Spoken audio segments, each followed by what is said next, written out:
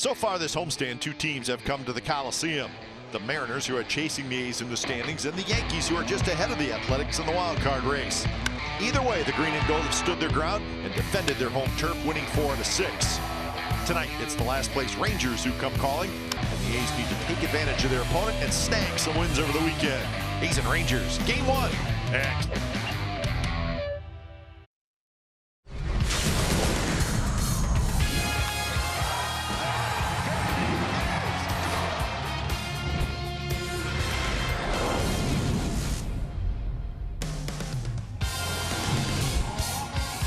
Well, after a very well-deserved off day yesterday, back to work today for the Athletics. Liam Hendriks, he's going to be the opener. That's right, the opener tonight for the Athletics. First of three from the Coliseum. It's the Oakland A's and the Texas Rangers coming up on NBC Sports California, powered by Xfinity. Hi again, everybody, and welcome to Oakland A's Baseball. I'm Glenn Kuiper. One of the great things about a pennant race is scoreboard watching. And boy, the A's have a couple of great series that we're all going to keep a very close eye on tonight. The Astros are at Fenway Park. That game is going on right now. That's the first of three. And getting started in just a little bit, the Yankees are up in Seattle, and that will also be a three-game series. We know what the situation is in the division, and we know what the situation is in the wild card. Now, to talk more about that, here's my broadcast partner, Dallas Braden. And Dallas, indeed, two very good series, and it's always fun to have playoff potential teams squaring off in September. Well, you mentioned we like to scoreboard watch, and what you have here right now is an opportunity for the Oakland A's to continue to make up ground and create separation with those matchups that we talked about. You've got the Yankees going, you've got the Mariners going, you've got the Astros and the Red Sox squaring off out there on the East Coast. So a great time right now for the Oakland A's to keep their head down and continue to make headway. All right, let's get to tonight's game. A's hottest hitter right now is Stephen Piscotty, and really, he is putting together a terrific season. And remember, he got off to a little bit of a slow start. Yeah, a little bit of a slow start for Piscotty out of the gate, and I don't think anybody really could see what has come on as of late. 8-game hitting streak. Take a look at those numbers. 379 with 4 long balls, and since August 20th, Kuip, his slash line 354, 386, 738, and the OPS over 1,000, and he's playing defense as well. Flash in the leather. We talked about the rake he's been bringing to the plate. Just an all-around outstanding season thus far for Stephen Piscotty out in the outfield for the Oakland A's. Yeah, Stephen Piscotty third on the A's in RBIs with 71 behind Davis and Lowry. So it should be a fun weekend of baseball as the A's trying to pick up some ground on the first place Astros. It's the first of three. A's, Rangers coming up. Lineups and first pitch. Stick around.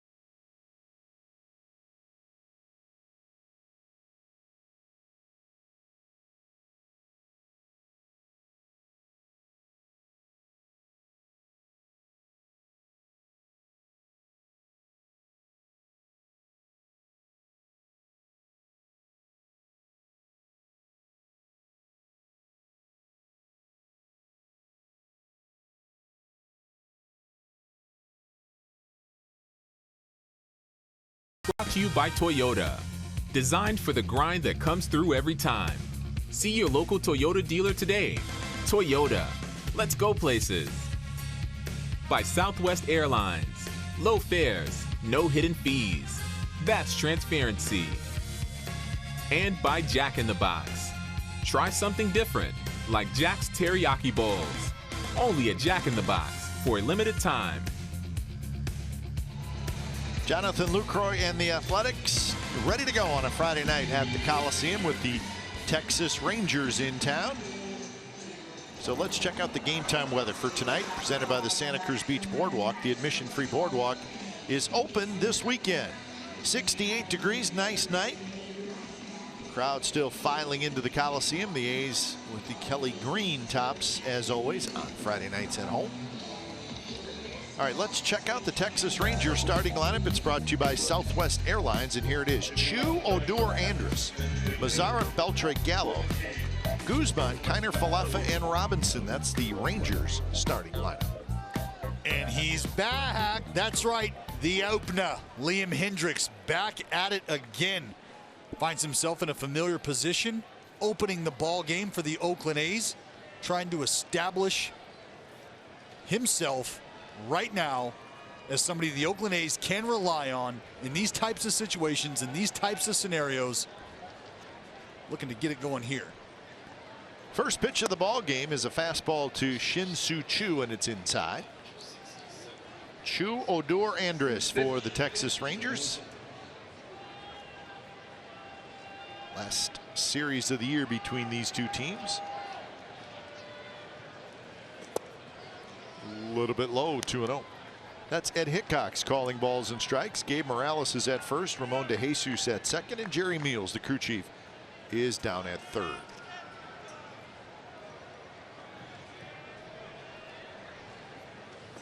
Chu takes, looked like he was taken all the way, and it's 2-1. Yeah, and having talked to Liam earlier in the week, he had mentioned, I'm okay with how this is going. I'm okay with this role. Chu was able to lay off that high fastball.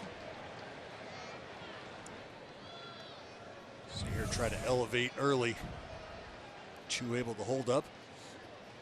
But for Liam Hendriks, he understands the importance of this role, and he's sort of taken it as a badge of honor, being a guy that they feel like he can run out there and execute, get it done. So that is a leadoff walk. Expo tonight brought to you by Cache Creek Casino Resort. Let's check out the A's defense tonight. Pinder's in left, Laureano's in center, Piscotty is in right. Chapman, Simeon, Lowry, and Olson, and Jonathan Lucroy is your catcher. So Bob Melvin and the Athletics. Last 12 home series, they have not lost a home series. 4-2 on this homestand so far.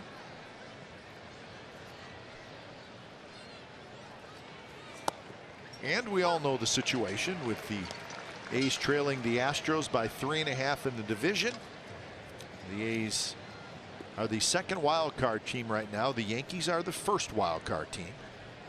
A's trailing the Yankees by 3.5. They lead the Mariners, who are the third spot in that wild card race, by 5.5. So A's in a pretty good spot right now. Well, unfortunately for the Oakland A's, continuing to win serves two purposes. One, you gain ground on that team ahead of you in Houston, and you're able to create more separation with the team behind you in Seattle in that wild card race. And you would love to have home field advantage for that one-game wild card. Yep. Yankees are in Seattle tonight to take on the Mariners. That game should be getting started at any moment. And the Astros and the Red Sox are tied 3-3 in the 8th inning at Fenway. That's been a heck of a ball game, and that'll be a heck of a series. So we'll have October Quest updates throughout the evening on both of those games. Pretty big weekend for the Oakland A's. 2-1 to Rougned Odor. You see Liam there just sort of smack that left shoulder, his front side. Might feel like he's jerking or yanking those pitches across the zone, across his body right now, trying to remind himself to just stay on line.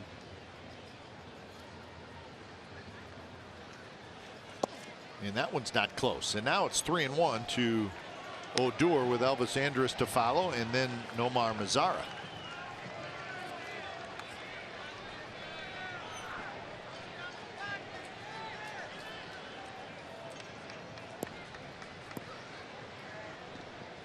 And this can be the feeling on the flip side of a successful opener outing. 3-1, free pass to start the ball game. Pretty big swing. That's what you call coming out of your shoes, Kite. Yeah. So would that be pulling off the baseball a little bit? That is more so of just trying to get way too big. You're right. You end up pulling off the ball. Head goes.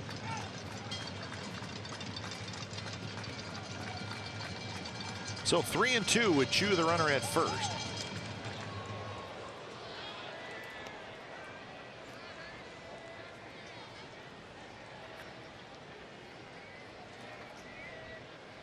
Full shift on for Rougned Odor. He will try to bunt. Obviously not going to do it here, but we have seen him attempt to beat the shift. Squared around early in the AB. Chu runs, and the ball's hit in the air foul just down past the A's dugout. Well, tonight, any 95-mile-per-hour fastball is our fast pitch, brought to you by Xfinity, the fastest Wi-Fi at home and on the go. Seen a few of those out of Liam early.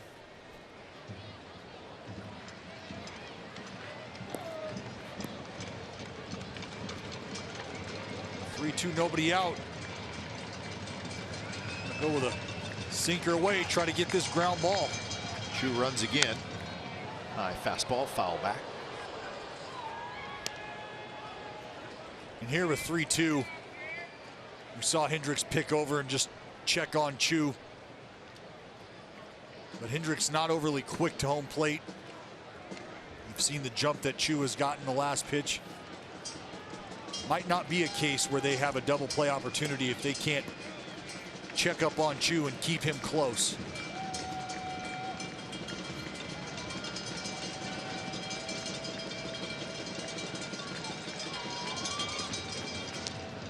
That's a good job of holding the ball by Liam Hendricks there. They tell you to count to 3 in your head: 1 1,000, 2 1,000, 3 1,000, and maybe even take it to 5. Game speed can creep up on you. Try to slow it down, disrupt the timing. Runner goes, swing and a miss, throw to second base, not in time.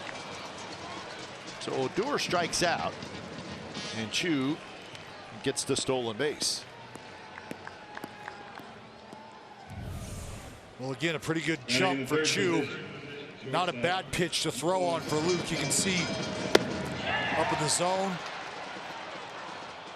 But with the swing through from Odor, unable to really get through the release. And again, the good jump from Chu is really what allows that play to unfold. Pitchcast brought to you by SoFi, a modern finance company.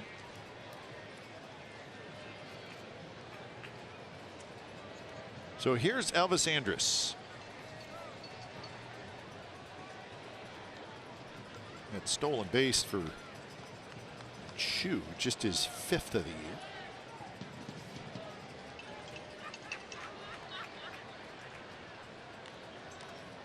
And DeShield's really the only burner for the Rangers.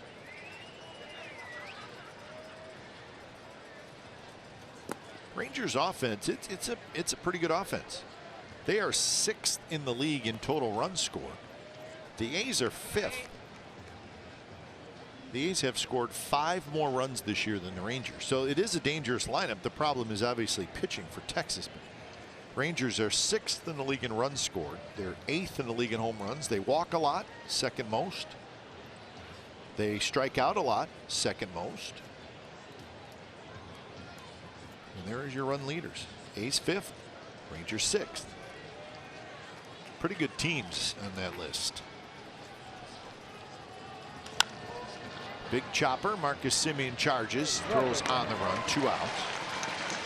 So offense is not the problem for the Texas Rangers. Not at all. They've got the ability to bang with the best of them. Running in the 4th position. But you mentioned it, a rotation that has seen some shuffling. They've really not been able to create any sort of momentum as a staff, as a rotation. So there's your issue. The starters have the highest ERA in the majors. Relievers, not great either. So that's Chris Bassett. He will be 2nd man up. Start to get loose. First pitch to Nomar Mazara is a strike outside corner. And you know, one of the things that's key for Chris Bassett is the ability to use Daniel Mengden as a sounding board, sort of talk to him and get some advice on process, on preparation. Talk about this being a learning moment, not only for the staff of the Oakland A's, for the players as well. So for Bassett to have somebody like Daniel Mengden, who's kind of been there, done that a couple times now, good source of information. Well, it's not an easy deal for pitchers to do, but it's also like, let's go. That's right. The deal. Yeah. I mean, if you don't have, if your routine has to change a little bit, then change it. That's right. I mean, I know it's probably easier said than done, but the point is you got 21 games left in a pennant race. And we're here to win ball games. That's the idea. So if this is something that's being asked of you, and frankly, it is easier to ask that of younger guys or guys who might not be as well established as somebody who's got 6, 7, 8 years in the league. They're going to break a routine that's been well ingrained. Foul back, 97 miles an hour from Liam Hendriks. So 19 pitches here in the first inning for Hendriks. This will be his only inning. And again, we talk about just that communication. Hendriks knowing it's going to be one for him. Bassett knowing you're coming in the 2nd inning.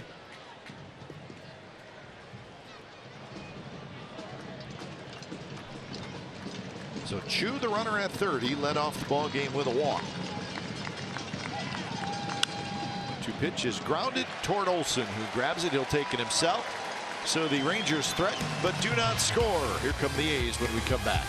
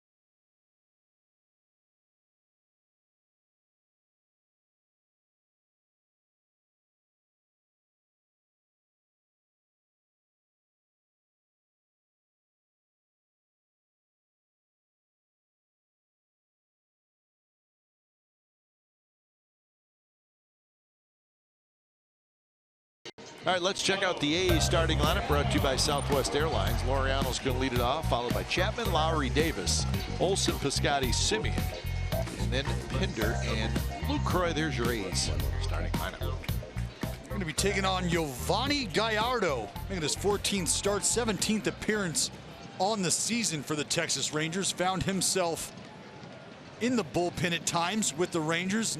Now back in the rotation where he's comfortable. Has had a rough go of it, trying to iron some things out for himself and the Texas Rangers. So the veteran Gallardo to face Ramon Laureano. Laureano getting a little look in the leadoff spot. That's it. You know about the speed from Laureano, power as well. He's really been an igniter, a spark plug of sorts. He has quickly become a fan favorite. Very exciting young man to watch. Well, this is Laureano's 29th game, so it is a small sample size. He's got 23 hits. He's walked 8 times. And on-base percentage at .375, which is very good. If he could keep that up, well, you would indeed have a dynamic leadoff hitter. You may have one anyways. That baby's gone.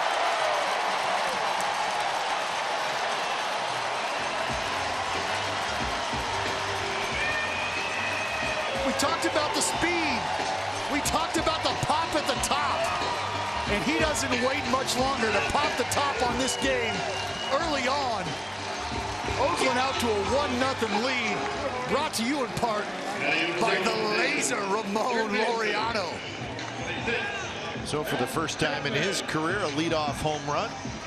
It is his 4th of the year. He leaned on that one, didn't he? Oh, that ball was touched. So 1-0 A's in the very first inning. And here's Matt Chapman. Chapman at .282, 22 home runs, 56 runs batted in. Give him 35 doubles and 6 triples. 63 extra base hits, if my math is correct. It is.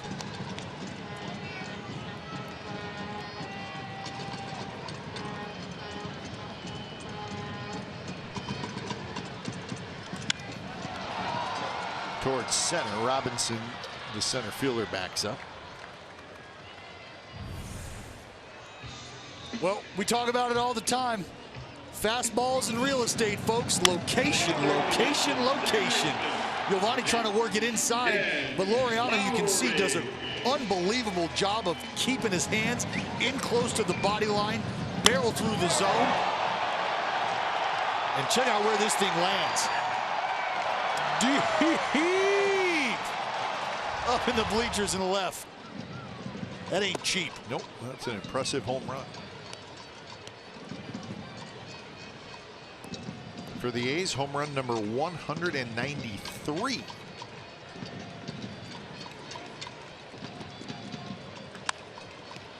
Fair ball backhanded by Guzman, the big first baseman. He runs to the bag. So 2 outs here in the bottom of the first inning. Rangers defense looks like this tonight. Joey Gallo, Drew Robinson, and Nomar Mazara in the outfield. Beltran, Andrus, Odor, and Guzman on the infield. Isaiah, Kiner, Falefa is your catcher.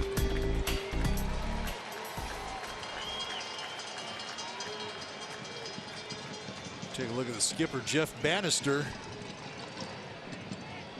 Not too excited about the way things have gotten underway here at the Coliseum. Not an easy year for the Rangers, coming off a 78 and 84 year last year.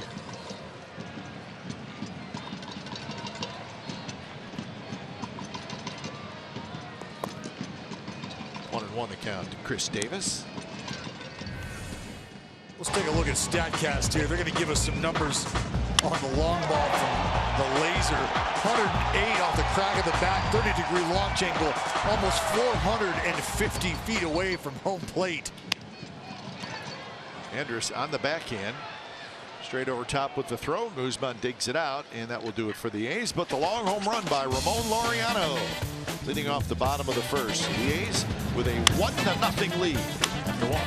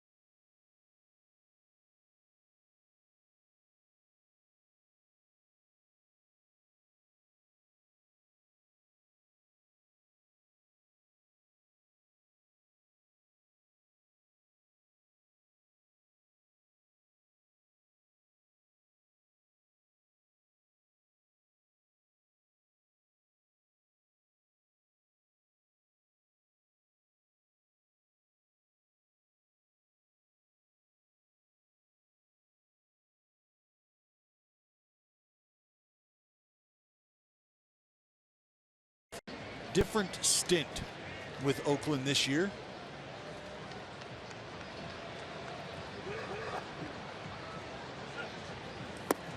Two 2-0. He faces Beltre, Gallo, and Guzman. Spent some time down in the bullpen in Nashville. Started some games as well, but his final Nashville numbers: 5-5, 4.30 ERA. 18 games, 14 starts. He threw 81 2/3 innings.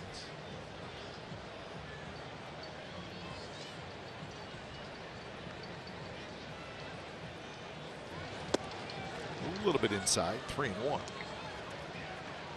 He finished with 83 strikeouts and 25 walks in those 81 2/3 innings.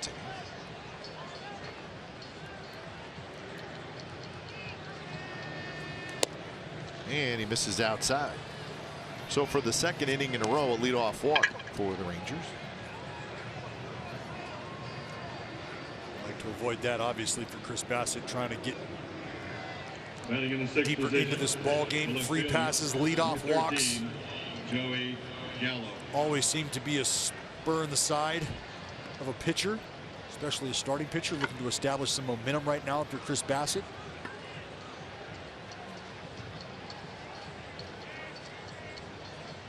So 20 pitches for Liam Hendricks in that first inning. So he has done his job.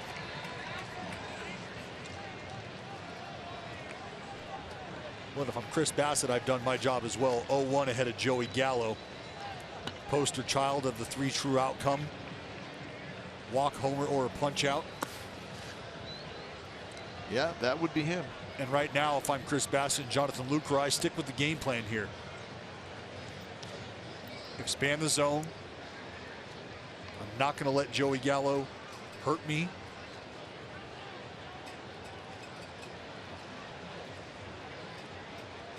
There's the shift that's on and why it's on. StatCast AI powered by AWS.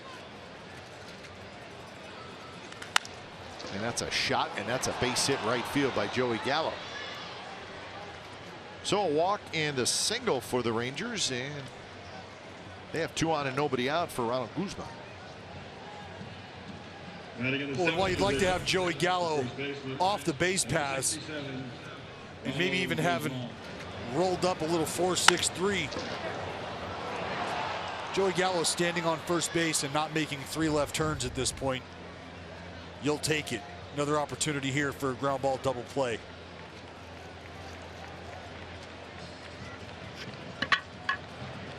Most defensive shifts against. Rangers are on top. So you're in, well, let me kick around some ideas why. I think it's probably pretty simple. The Rangers have a lot of left-handed hitters. That's right. They have a lot of left-handed power hitters, and those are the guys that the shift is usually put on. I mean, you talk about Chu, Odor, Mazzara, Gallo, Guzman. Yep. Right there. And you got Robinson down at the bottom. Not a power hitter to the point you just made, but a lefty nonetheless. Slowly hit. Olsen is going to get the sure out at first. So Guzman out, but a productive out as both the runners move up. So it's second and third and 1 out. Batting 8, the catcher. For Guzman, it's exactly what you're looking to do. Productive outs early. Tied him up, take it to the right side. Everybody moves up 90 feet. You can see the Lucroy letting him know, hey, you never know. Might drop it down.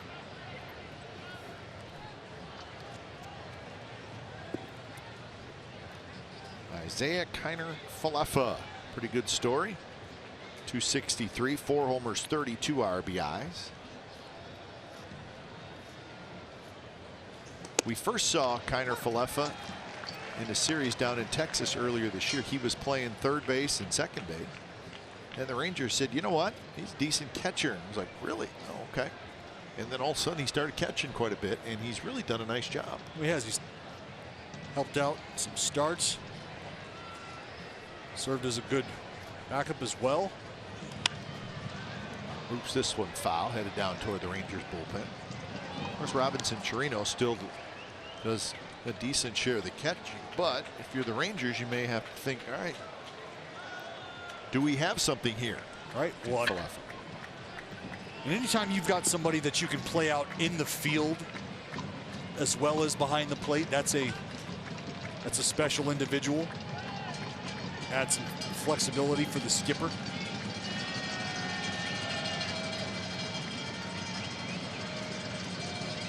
Two pitches inside. See Bassett trying to utilize that 2-seamer down. He's gotten a few ground balls.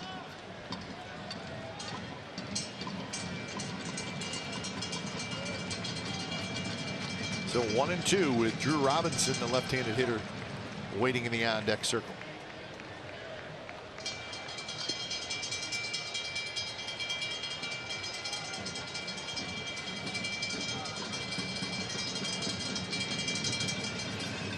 And he got him with a big overhand curve. Huge strikeout early on.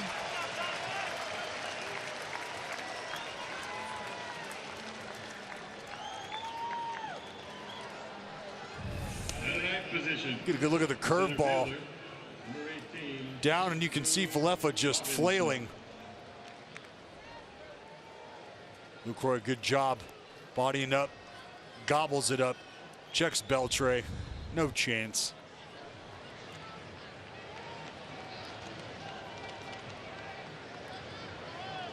So the infield can move back, normal spots.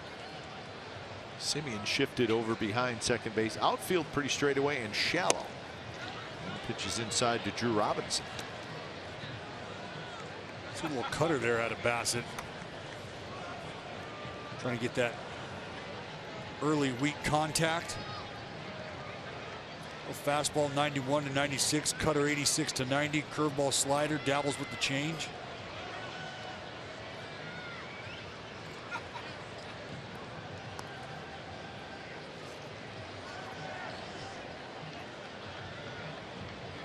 Robinson hitting just 192 with a couple of home runs.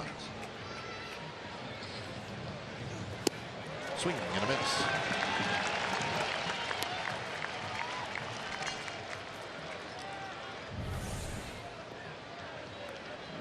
Slider just backs up. Not an easy pitch to hit either from the left or the right side. Backup slider, just not something you anticipate.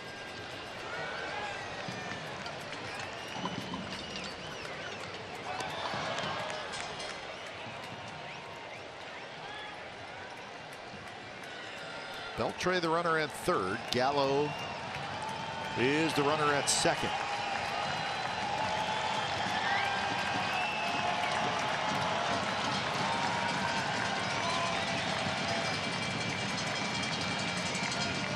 Big curve, but that one not at all where Bassett wanted it. Now this thing just pops up out of the back of his hand. See the displeasure on his face, but at times that's kind of what we call or refer to as casting a pitch. Think about casting a fishing line, how that action sort of starts behind instead of out in front. Sort of the same thing with the release of that curveball. And that one trickles away from Lucroy. Here comes Beltre out at the plate. Bassett got the tag down. Beltre is out. So the Rangers will have to decide whether they want to look at it or not. Here's a very good look. Well, check the front of the foot. Right there. He's out. He's out. Bassett gets the glove down. And guess this is something you don't see every day, Kipe. Practice and spring training, very rarely do you need it. So a pretty nice play by Chris Bassett. Got the glove down and put the tag on Beltre, and the Rangers do not score.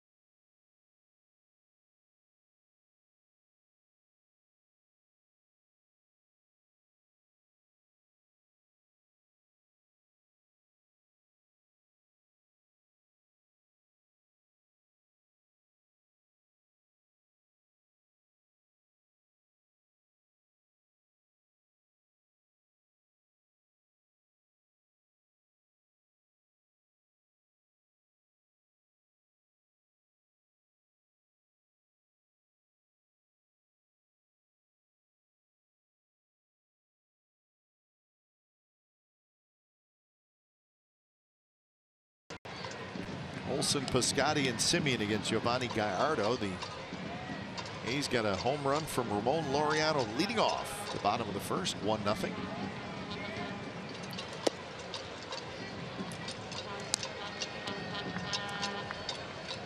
So this is game number 142 for the Athletics. So do the math. 20 games left, Dallas. 8 home, 12 away. in the regular season. It's been a great run thus far. That one is driven to left center, but it's going to hang up for Robinson, who goes back onto the warning track, and he makes the catch. Well, our smart play of the day, brought to you by your California Ford dealers, is the heads-up play here at home plate between the battery, Jonathan Lucroy and Chris Bassett. See Beltre busting it down the line. Doesn't run quite as well as he once did, but Bassett does a fine job of breaking down, getting the glove down in the zone, beating Beltre to the corner of the plate. About as textbook and fundamentally sound as you can get. And that one comes inside and hits Piscotty. So the A's with a 1-out base runner. Take one more look. Watch how Bassett gets the glove right down to the corner. Boom. That's right. If you have X-ray vision, it can see through his left leg. You saw what I saw right here. Bam. Down, beats him to a spot. Beautiful effort. It's an athletic move there by the pitcher, Craig. Yep.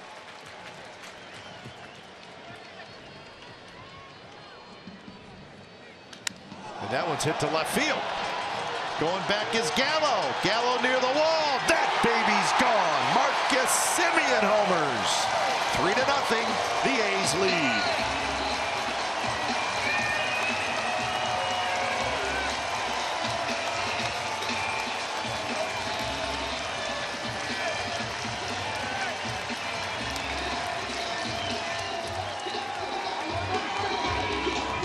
Well, they ain't waiting around, Kite.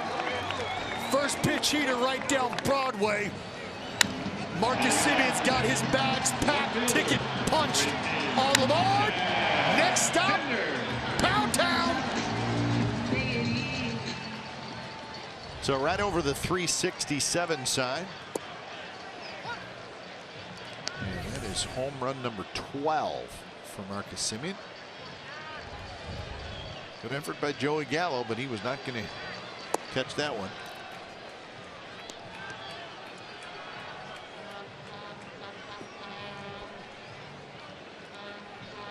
First pitch swing percentage 19%, but when he does, he hits 480. Almost 500 4 long balls. Damage, Kite. Damage. So 19%. So now I'm going to go to you because you're the man. What is the league average of first pitch percentage? Swinging at the first pitch. Well, I believe it's somewhere around 18%. okay. But I think a lot of that can also shift and change. I mean, what we're seeing this day and age, and you think about the Oakland A's. Take the Oakland A's, for example. It's a great example. An organization and a team that has sort of used taking pitches and working counts and working at bats as one of their pillars, their foundations of success at the plate. But as we have seen over the last recent couple of years, there's been a transition across the game. You want to see guys, they want to get to that starter early. They don't want to get to that bullpen. Well, here you go.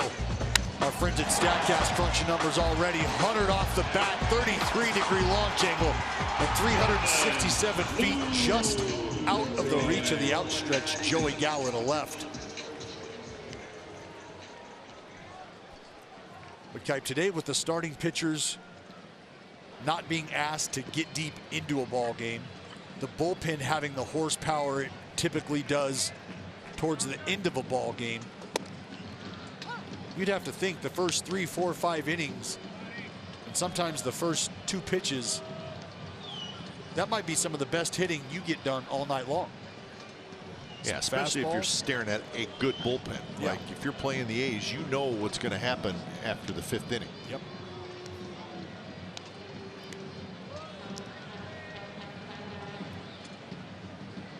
So maybe the simplest point is, if you're facing a team with a good bullpen, you're going to get more hittable pitches from the starter than you are from the bullpen. Lucroy goes down, hits a breaking ball. That's a nice job of hitting by Jonathan Lucroy.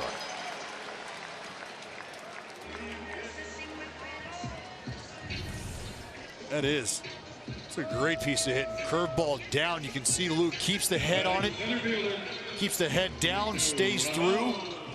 I mean, so many times in this day and age, that's a ball you typically see get rolled over to the third baseman or the shortstop. But not for Lucroy. Shoots it the other way with authority. So still only 1 out, 2 runs in on the Simeon homer, and now Ramon Laureano steps up. Take it back to the first inning. Early on, fastball working its way towards the inner part, and Laureano did not miss. Loud noise early for the youngster. Takes a breaking ball outside, and now he's in the driver's seat. The count 2-0.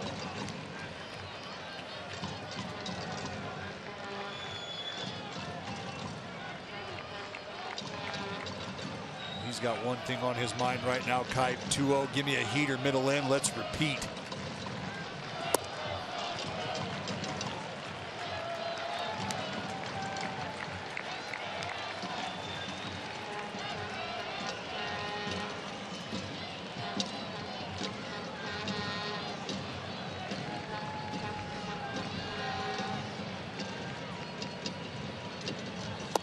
Pitch is right on the outside corner. Chapman will be next.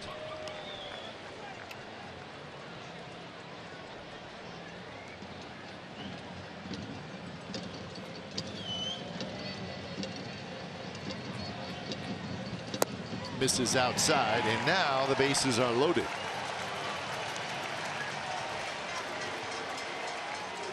So Laureano's got a 2-homer game this year against the Rangers. That's right. And against fellow Dominican Bartolo Colon. And that's bragging rights for life. So 4 home runs this year for Laureano, 3 against these Texas Rangers. And now the A's have a chance for a very big inning. Chapman bounces the first one foul.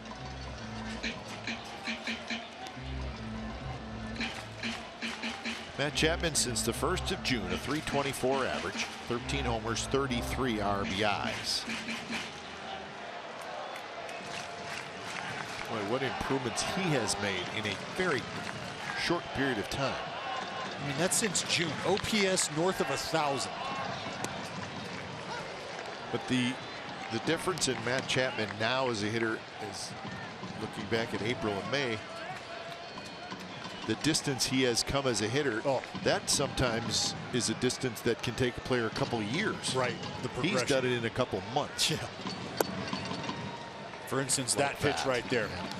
0-2 paint down and away. Slider moving away from him. Something Matt Chapman may have offered at earlier in the season.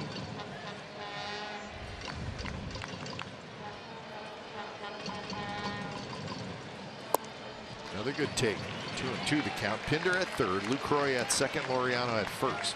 And I think a lot of that came from him being aggressive early, especially in run scoring situations, wanting to really make an impact.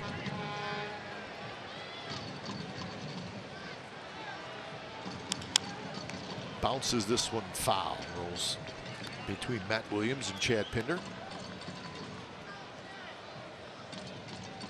But since then, he's done a beautiful job of just sort of settling down and settling in to his approach. And as we've seen that change and mature, we have seen the success roll in right behind him. Chapman with a mighty swing that time. He got a, looked like he identified a pitch maybe on the inner half. Yeah. One he could open up a little bit on. A little changeup. Subtraction fastball from Gallardo. You're right, Kipe. Foot down. And now it's a full count. Lowry on deck.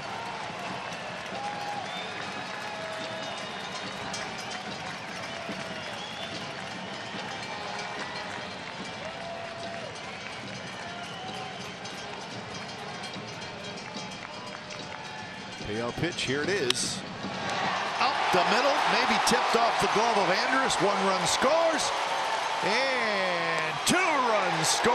5-0 A's lead. Chapman comes through.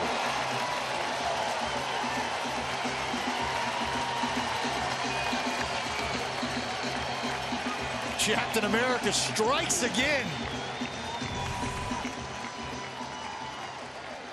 Little fastball away. Chappie gets around it. Andrus lays out just off the thumb. Ball caught just enough altitude off the hop of the dirt. Second hop off the dirt. We talk about how that ball can change trajectory coming off the grass and then off the dirt, picking up speed. And Lucroy hustling all the way around. So Chapman gets RBIs 57 and 58, and it is a 4-run inning for the A's, and they're not done yet.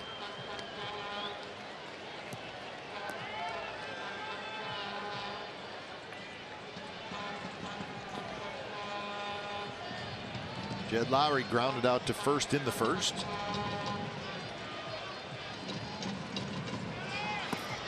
And now 2-0. So early action out of the bullpen. Zach Curtis, the lefty, starts to throw. It's been a combination of Gallardo struggling to command the baseball, struggling to get ahead of guys. The Oakland A's not waiting around when he has been in the zone. They've been aggressive early on strikes. They've also worked some at bats, some free passes. You just saw Matt Chapman put together a heck of an AB. 3-0. Now the salty veteran Jed Lowry putting the peepers on him to the tune of 3-0. This is that wearing down of that pitcher. 44 pitches already in this game, many of them coming here in the second inning.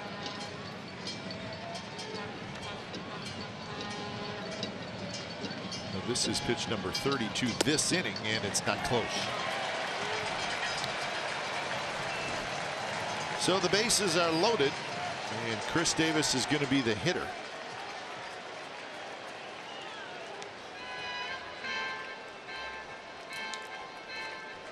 Giovanni Gallardo pitched for the Mariners last year, so he faced the A's quite a bit. And Chris Davis got him 3 times on the season. 15th of May, 9th of August, and then the 2nd of September. And Chris Davis is stepping into the box with the bases loaded. Well, I think it's fair to say if you're Giovanni Gallardo, this is probably the last individual you want to be staring down right now. 3 for 10 with 3 home runs against Gallardo. Now batting designated hitter. KD hitting a cool 500 with the bases loaded. Yeah, sure, he's 3 for 6. Small sample size, but a sample size nonetheless. I like the odds. And he takes low. Gallardo cannot find it right now. He's walked 3 in this inning. We see he's got good downhill angle on his pitches. He's got good downhill angle on the fastball. It's just been about finding the plate. He's also hit a batter, given up 3 hits. That one's grounded. Andrus has it, steps on second, throws to first, and that's a double play. So the A's score 4, the first 2 coming on a home run by that man, Marcus Semien. It was his 12th of the year. Matt Chapman with a 2-run single, 5-0 A's after 2.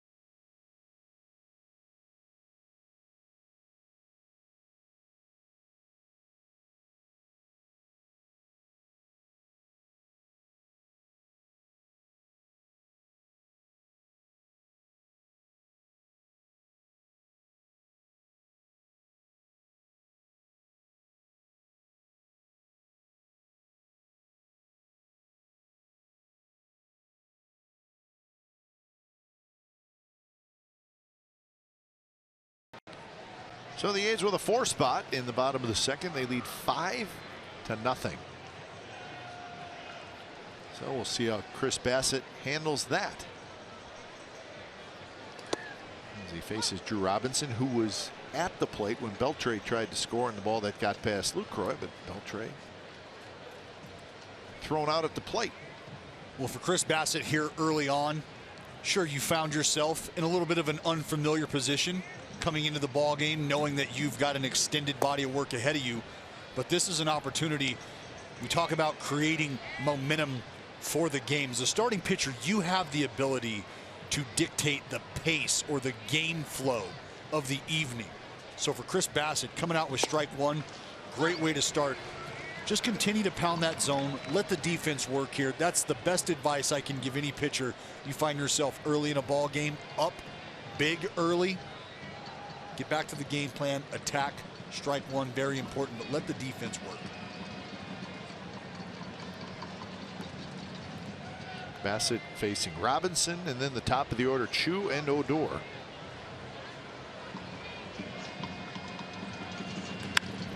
that one is lined right at Piscotty. So a little bit of a hanger, but Bassett gets away with it, 1 away.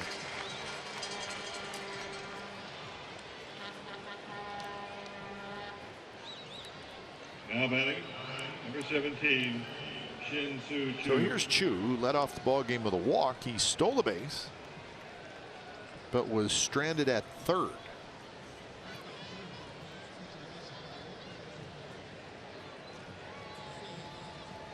Well, Chu on base is nothing new. That's been a tool in his box since he arrived. On base percentage 383. That's like the norm for him. Yeah, just ho-hum. Good hitter. See on first. 21 homers, 61 RBIs. It's in the 5th year, that huge 7-year, $130 million contract he signed with the Rangers. So a couple more years left on that deal.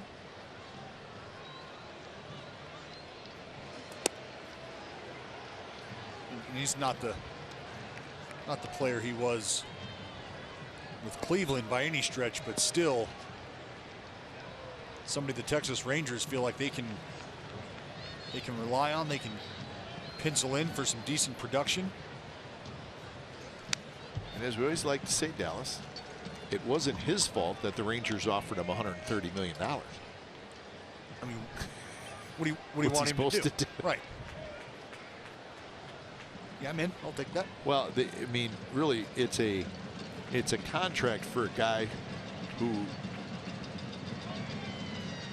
the length, the full terms of the deal. It's a middle of the order impact guy. Right. And I'm not sure Chu is that. Well, it's not that. But the terms of the deal are for that type of hitter. Yeah, they reflect that. The compensation sort of reflects the production of somebody, as you said, that you would pencil in the middle, the heart of the order.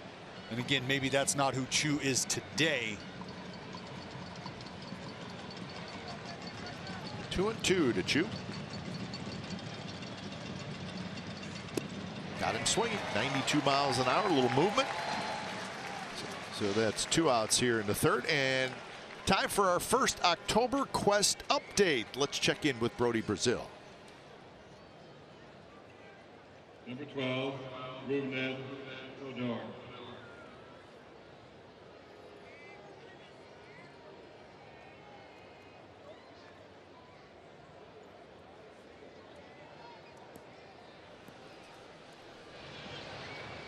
All right, so big series in Boston. Game 1 goes to the Houston Astros. Remember, the Astros, they're on the road. They are something special. They are now 48-21 on the road. Well, those are two offenses, two lineups that can get very long very quickly. Much like we've seen the Oakland A's persevere throughout the year. Some big ABs, some big blasts late in the ball game. So they are 27 games over 500 on the road. They're 8 games over 500 at home.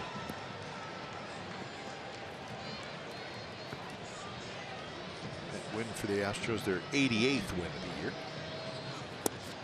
Good pitch, 1-2 to Odor.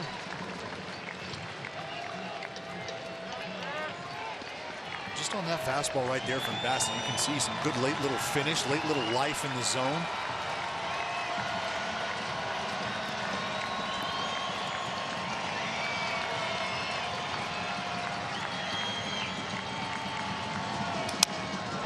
Broken bat.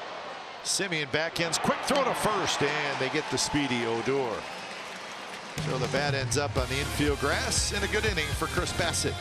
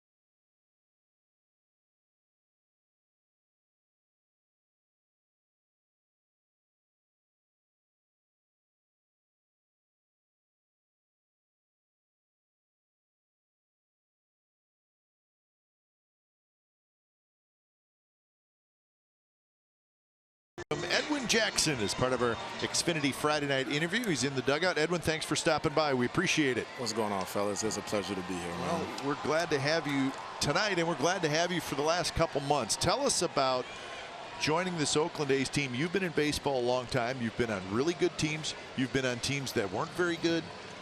Tell us where this one fits in, because I know you're having a lot of fun. I'll tell you what, signing here, I can't lie and say this is what I was expecting, but the baseball since I've been here has been unbelievable. Actually, it's been my fountain of youth. You know, it helps keep me young. I'm an old man nowadays in the baseball world at 34.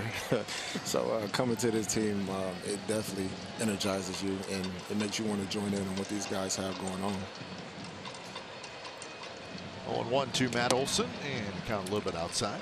Jack, speaking about the baseball, the brand of baseball, and talking about how you didn't necessarily see this coming, and I can speak for, I think, a lot of the fan base and some folks up here as well.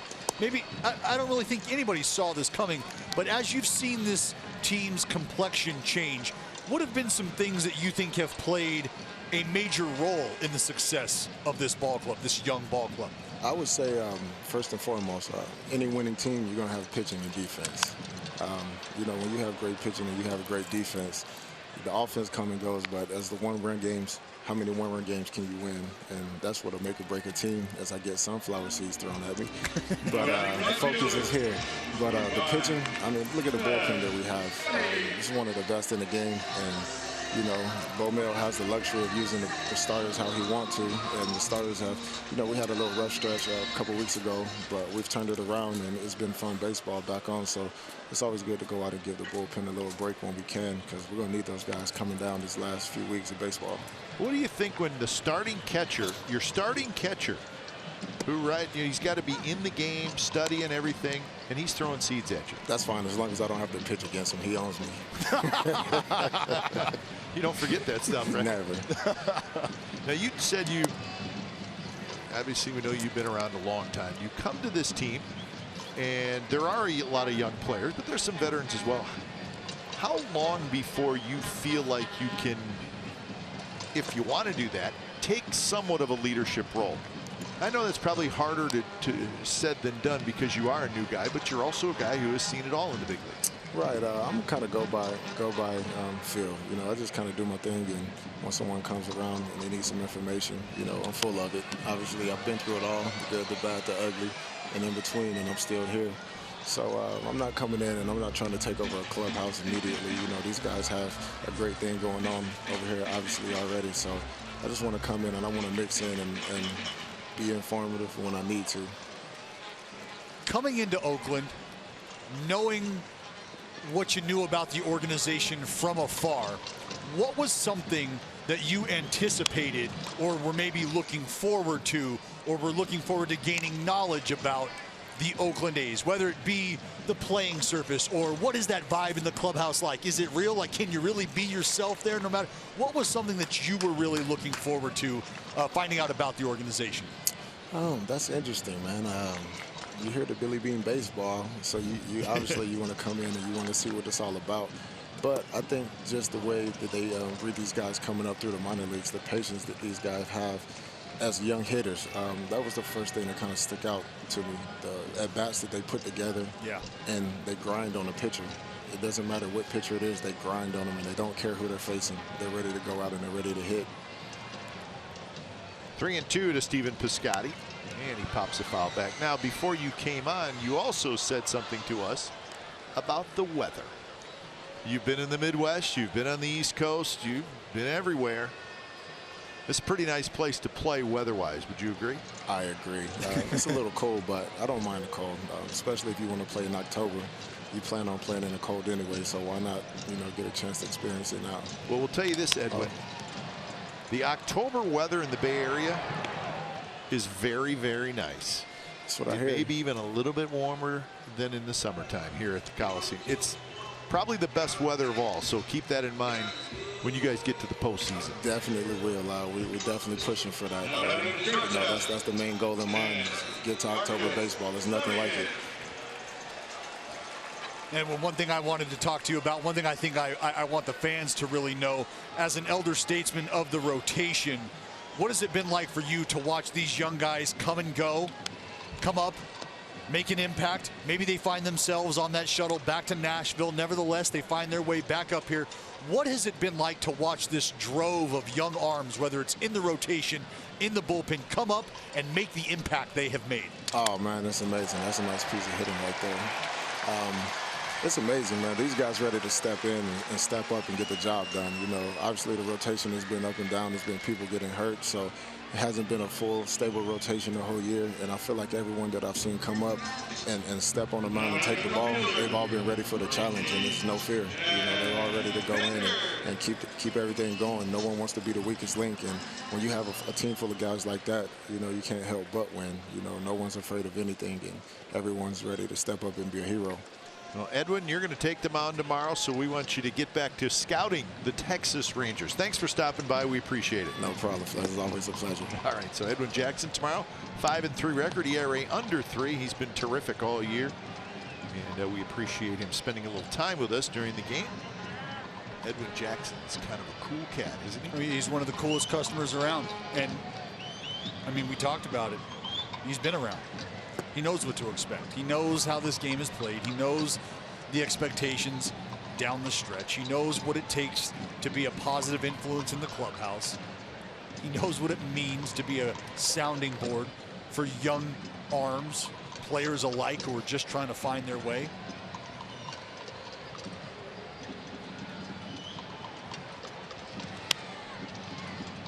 One and two the count to Chad Pinder. That is so important, Kite, for a young organization, a young club, and especially a club in the position the A's find themselves in right now in pursuit of October. Just a really, really strong piece. Well, I think we talk a lot about the A's young players, as we should, but there's quite a few veterans on this team. There are. Sneaky amount of veterans. You just start, I mean, if you're just going, hey, let's look at the roster.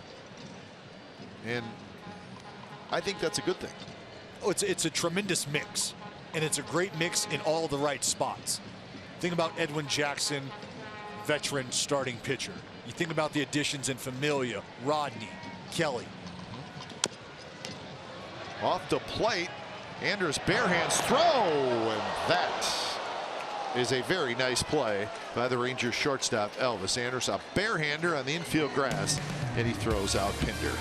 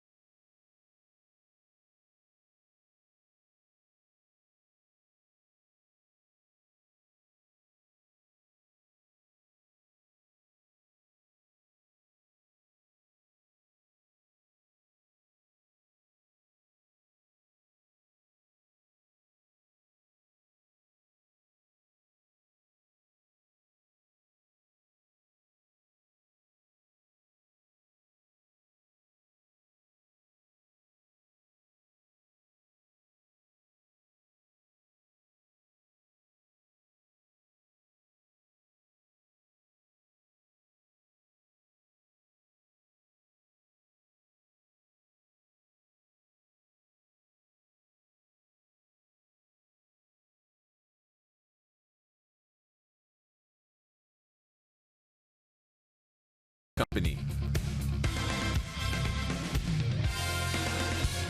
As always, Treehouse jumping. Friday night, kind of a good scene on a Friday night. I feel like it's an awesome scene just about every night. Think they have the volume turned up on the TV?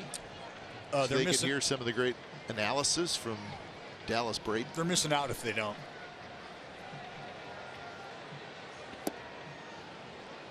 The foam finger hanging out. They might have subtitles.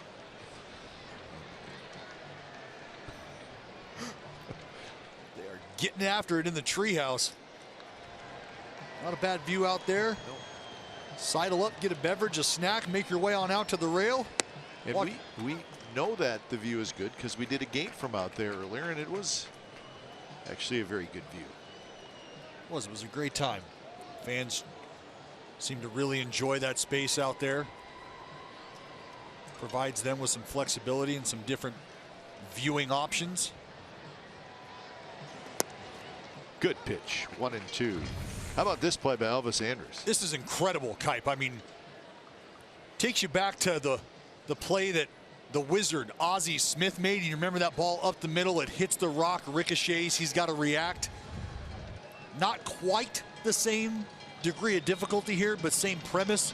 Ball sort of kicks in a different direction. Elvis, barehanded, is able to make a play in a heck of a stretch on the back end.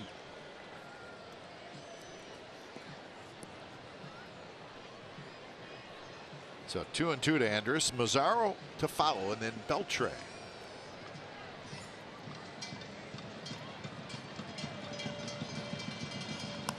Curveball and reach for. Poked foul. This is the start of a 9-game trip for the Rangers. Weekend here, then they will go to Anaheim. And then next weekend they'll be in San Diego. They have the off day in San Diego on Thursday, and then 3 games against the Padres. That's a good place to have an off day. The A's had an off day in San Diego this year, and it was terrific. Chopped up the middle, and it somehow gets through. We like to call that a seeing eye single. Time now for October Quest update. Here's Brody.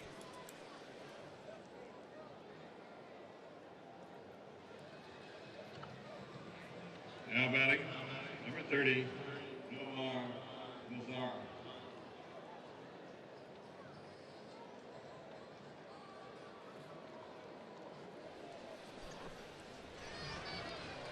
Brody's hamstring is lit. Yeah, sure is. Oh. Somebody stretch that guy Get out. him off the field.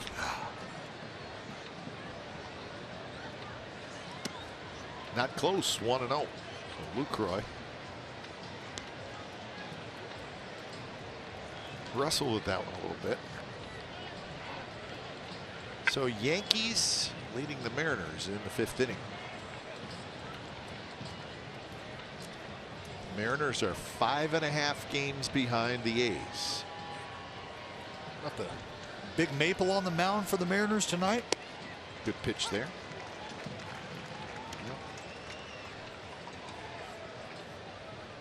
You can look at the numbers and realize that 3 weeks of baseball still to play. But the Mariners are in some trouble. They are. 2-1. Obviously just experienced the turbulence within the clubhouse. But really a team that got off to an amazing start earlier in the season. And I think that was a question.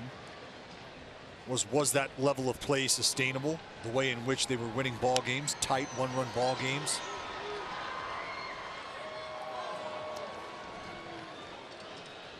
Felix Hernandez was just never really able to get it going and figure things out.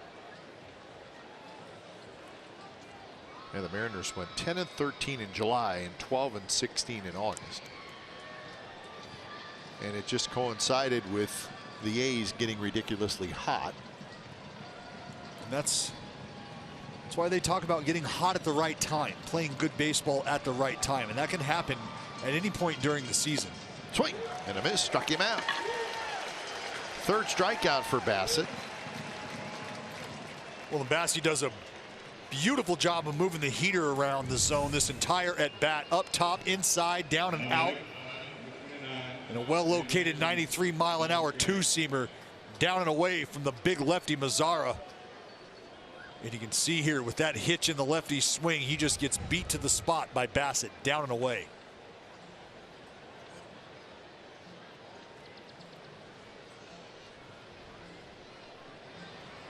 So 1 away, here's Beltre, and the pitch is inside to Beltre, who walked in the 2nd inning.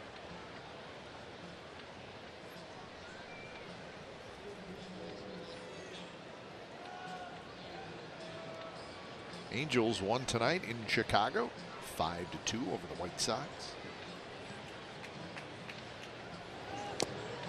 Tapped right at the plate. National League big series is the Dodgers at the Rockies.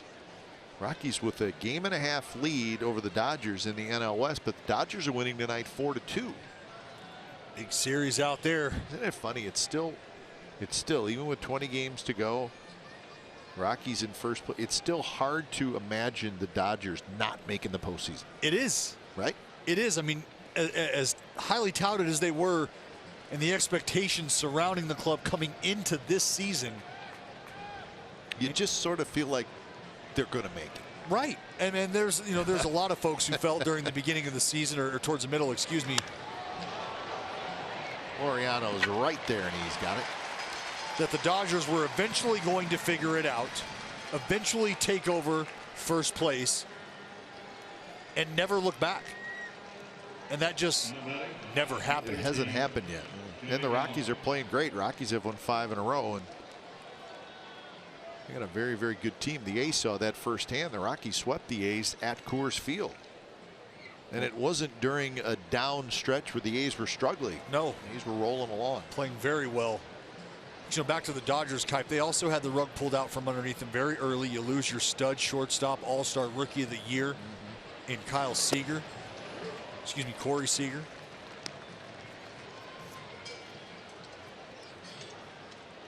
They've got to make moves. The Machado acquisition didn't happen until way farther down the road, bring Dozier over, but think about their big stud Bellinger. Yeah, having a little bit of a, not doing what he did last year. Right. Very high right field. Piscotty going back. Piscotty turns around, and that one is gone. That's Joey Gallo hitting his 35th home run of the year, and now it's 5-2. High towering drive.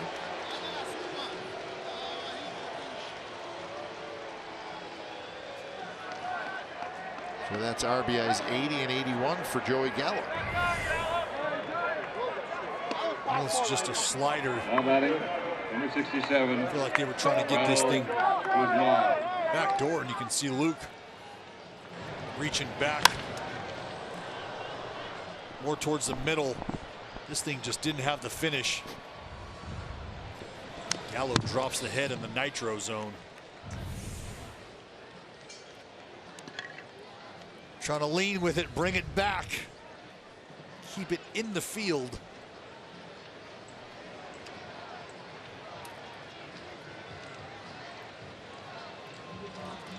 Guzman fouls it back.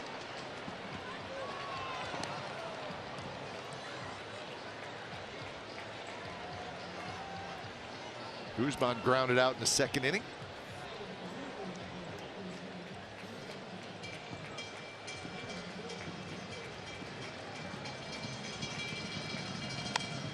That one hooked down the right field line, but foul. It was that breaking ball and kind of dropped down and in on Guzman. Well, we've seen Bassett try to use that pitch. 2 strikes, obviously, for the put away. We've seen him bounce that and get some results. We saw it on the AP second inning against Falefa. Chapman got to show off the arm. Got it. Chapman had to wait. He could not get to it, catching it in the air, so he had to wait for it to take a hop. And it was a very close play at first. You be the judge, Dallas Braden. Out. I got him out. He's out. Very close. Probably not enough to overturn, so it is out. Gallo with a home run. It's 5-2.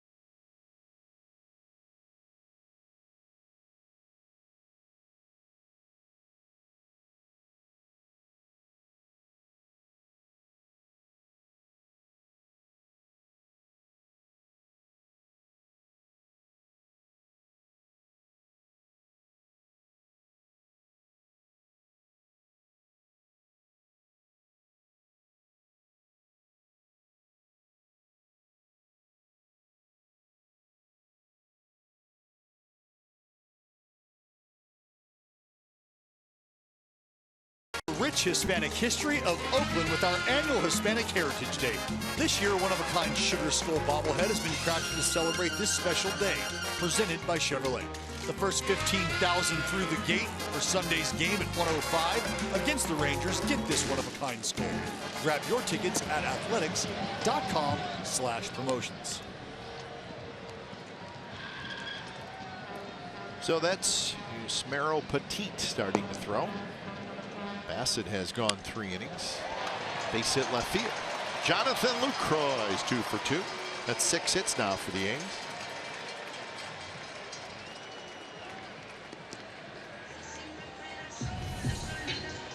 Well, we saw Lucroy do a good job of adjusting on the curveball last time around, down and away. Here he gets a mixer in the middle. And again, not trying to lift off, not trying to get any bigger than he needs to. Leadoff knock will work. And Luke rolling the pole very well tonight. First pitch is outside to Ramon Laureano. Homer and a walk for Laureano. That'll give you a little insight, Kipe, as to why I think Laureano finds himself at the top of the lineup these days. Homer, pop at the top, but the walk put the peepers on him as well. You like to see that combination, right? A guy who can be aggressive, guy who can flash some power, but also a guy who can be patient, provide some RBI opportunities, run scoring opportunities for the guys behind him.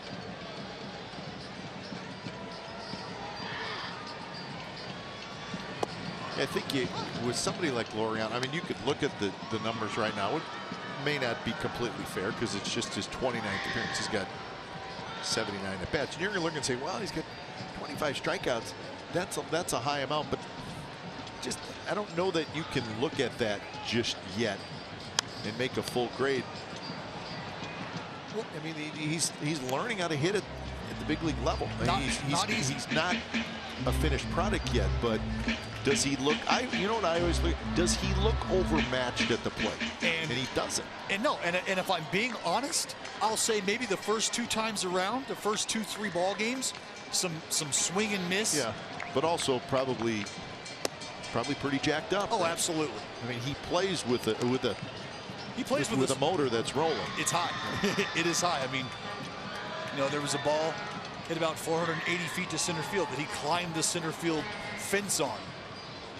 Sometimes you got to reel it in. But he just doesn't. He has not struck me as just being overmatched at the plate. Actually, quite the contrary. I mean, he looks like he's got a pretty good idea up there. Looks like he belongs.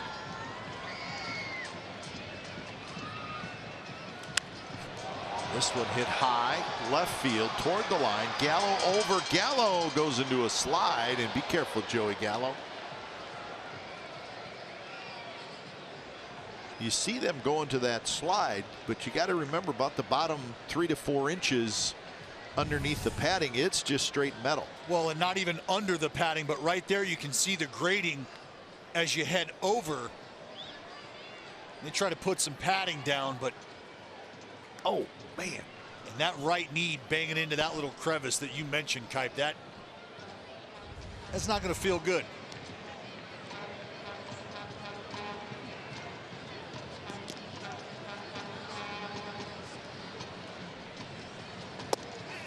And that one is right there, and Laureano took it, so could not pull the trigger on that one. First strikeout for Gallardo. Gallardo just freezes Laureano with a fastball out of third. Number 26, Matt Chapman. Laureano might have been sitting on a wrinkle. So here's Chapman. Chapman with a fly ball to center field, and then a 2-run single in the second inning. Stepped up with the bases loaded and hit one hard up the middle.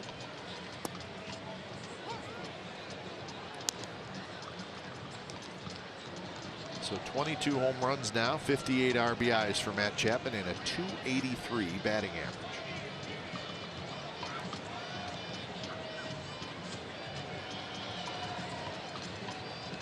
Middle infielders squeezed up the middle.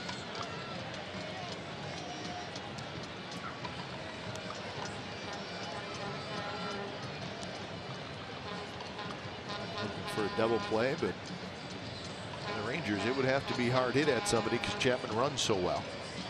And the other thing that Chapman does is uses the right side of the field. You got Odor pinched up the middle. You got the hole over on the right side. Guzman holding Lucroy.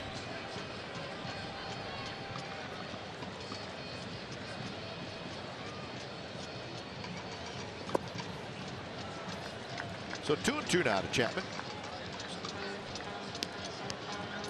You see Matt Chapman being worked away.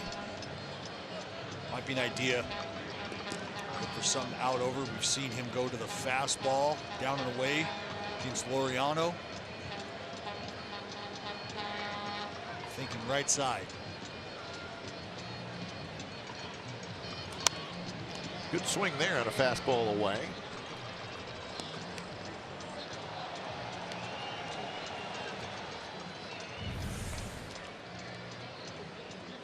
Fastball, foot down. Good pass from Chappie.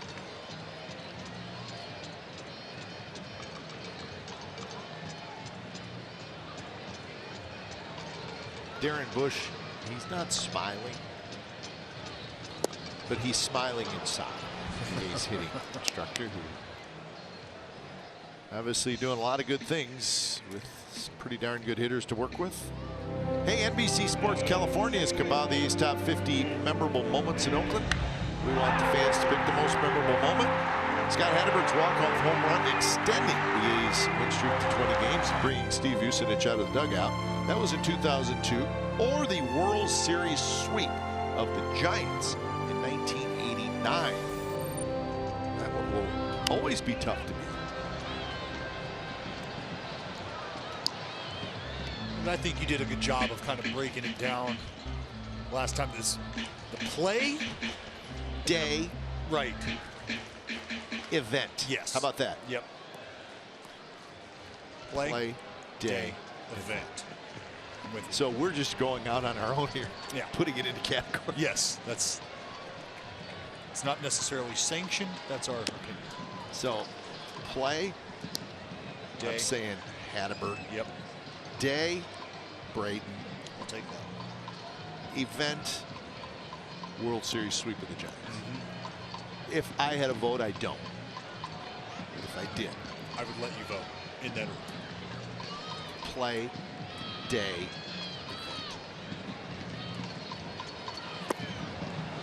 Lowry swings and misses. Pretty good pitch there by Gallardo. So a leadoff single, but then 3 consecutive strikeouts. Petit coming in. 5-2 A's after 4.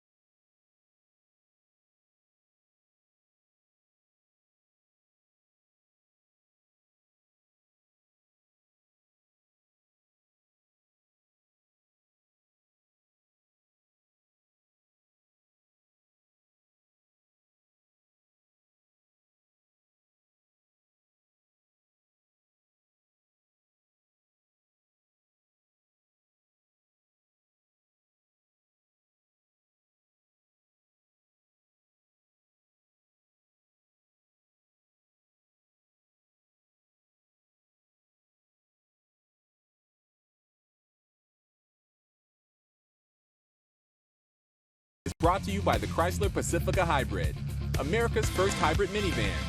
Test drive one today.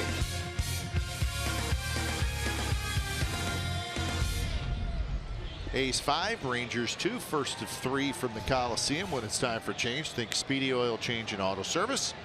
Your trusted oil change, tune-up, and smog experts. So it's Yusmeiro Petit. So Bassett goes 3 after Hendricks went 1. So the A's are through 4 innings, and kind of looking at it through the eyes of the manager, Bob Melvin. Turn it over to Petit, who can give you length. That's Piscotty right near the line. He makes the catch. Left is retired. So 53 pitches for Chris Bassett. The only damage was the Gallo 2-run homer. So I think you could say that Chris Bassett did his job. He did what he was supposed to do. That's right. And on days like this, that's really all you can ask of anybody you run out there. Liam Hendricks, 3 outs, no runs. Job well done. Chris Bassett, 3 innings. Leave the ball game with your team in front. A little bit of a cushion. And I think part of this whole bullpenning thing, and kind of fans try to figure out, well, why are the A's doing it? I mean, there's different reasons why they're doing it. I mean, and I think the main one is they really only feel like they have 3 reliable starters right now. So that you get 2 other games in your rotation where you got to do something. But I think a big part of it, Dallas, is unless it's one of your best pitchers, there's always some concern about a starter facing the lineup for the 3rd time. And Correct. I think if you're making a list of what this is all about, that's probably first on the list. Would you agree? I would agree. And I think what you always have to think about is opportunity. And what I mean by that is examine the Tampa Bay Rays. Where were they at the beginning of the year? Where were they at within that division? What sort of success were they going to have based on roster construction?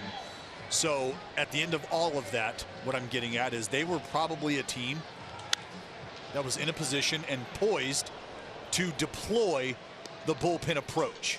Fast forward to the Oakland Athletics. Where do they find themselves right now? In pursuit of the division. With enough cushion, in my opinion, with the team behind them in the Seattle Mariners, to take an advantage or take a look at the opportunity you have now to navigate around the starting situation that you have if you're the Oakland A's and identify guys down in the bullpen that you know you can utilize during this stretch. So what has happened is the opportunity for the Oakland A's to utilize guys like Liam Hendricks, guys like Bassett, guys like Daniel Mington. That is what the Oakland A's find themselves doing right now. When you can get a guy like Bassett to go out and have the outing he did today, even though it's uncomfortable, maybe unfamiliar. So then if you just look at tonight as an example, I think what the A's are saying is we would rather see a fresh Liam Hendricks in the 1st inning than see Chris Bassett face the Rangers lineup for the 3rd time. Correct. So it just really pushes the game back an inning. Right. But you've already got an inning in your belt. So you get Bassett 2, 3, 4. He does not face the lineup the 3rd time through. And when you get to that point in the game, now you go to the real strength of your team, and that's the bullpen. It's about a distribution of outs. And that's what the Oakland A's are doing, figuring out how to best distribute 27 outs. Petit grabs it, so that's going to be a very good inning for Yusmeiro Petit. Needed just 10 pitches, 3 up, 3 down. Bottom of the 5th coming up. A's leading 5-2.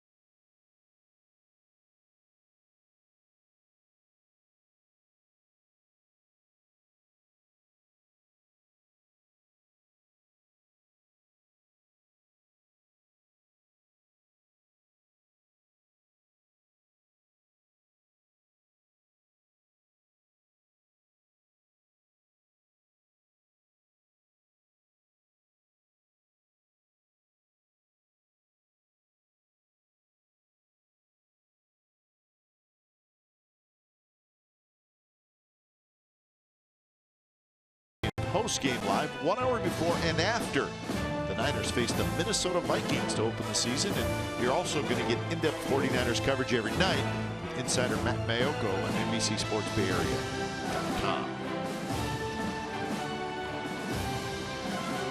She's ready. She can head out to the outfield, right field, or left field.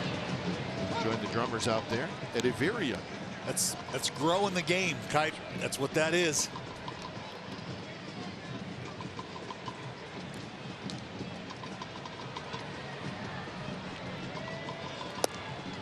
One and one. Giovanni Gallardo has settled in some. He did give up 1 in the first and 4 in the second.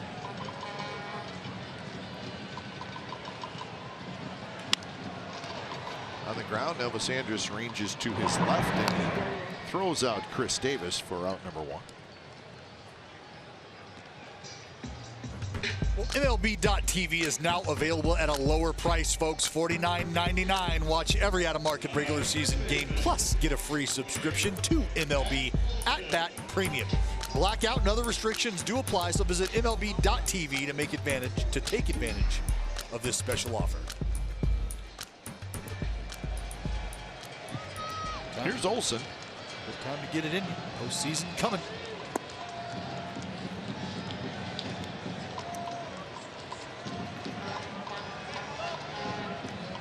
Yankees still leading the Mariners 4-0 in the bottom of the 6th.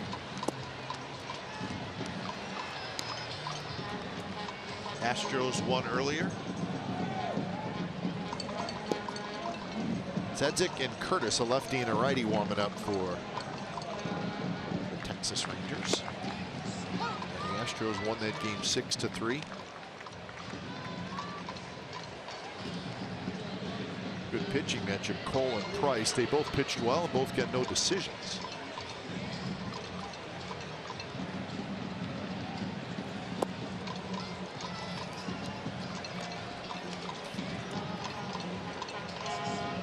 Olsen will be ready to hit here with the count 3-1. Guy brought his A game.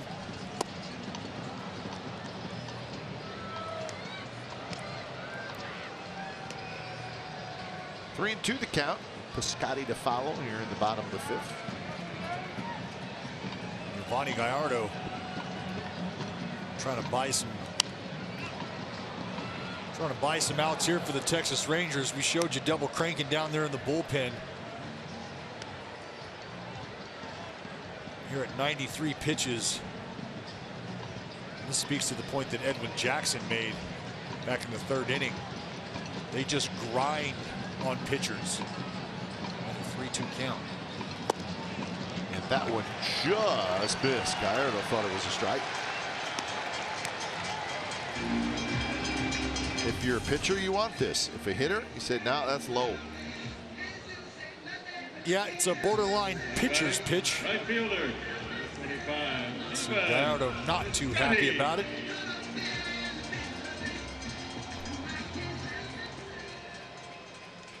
So a 1-out base runner. That's the 3rd walk by Gallardo. He has 3 walks and 3 strikeouts.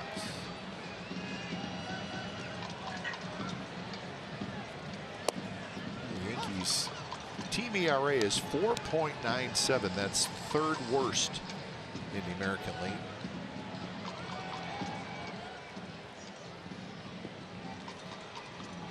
Of course, they traded Cole Hamels to the Cubs. Traded a pretty good reliever, Keone Kela, to the Pirates. Those were the 2 big trades that Tigers made. Not a big surprise that Hamill was dealt. He's been great. Moved Diekman as well. Jake Diekman. That's right, Jake Diekman. Big lefty. Diekman went to the Diamondbacks.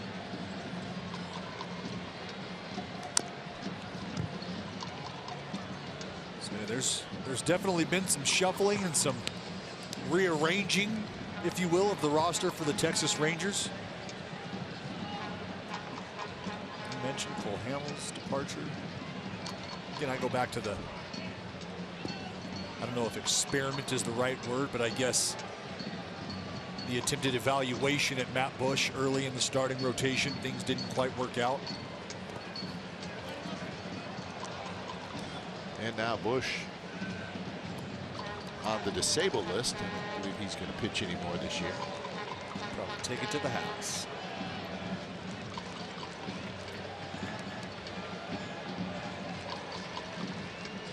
Two and two the count. Piscotty was hit by a pitch in the second inning, and then he scored on Simeon's home run. And he has grounded to short. Talked about Piscotty in the open of our show. He's the A's hottest hitter right now. I mentioned it early, since August 20th, Kite. 354 average, 386 on base percentage, slugging 738. That's an OPS of over 1,100, folks. That is raking.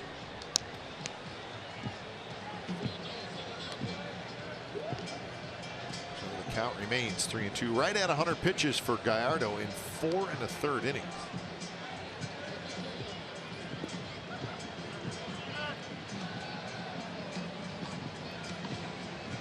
34 in the second. That's the inning that really got him. And just missed. So back-to-back walks, and that's going to do it for you, Manny Gallardo. So he's going to finish with 5 walks and 3 strikeouts in 4 1/3 innings of work. When it comes for a change, think Speedy Oil Change and Auto Service. It's your trusted oil change tune-up and smog experts.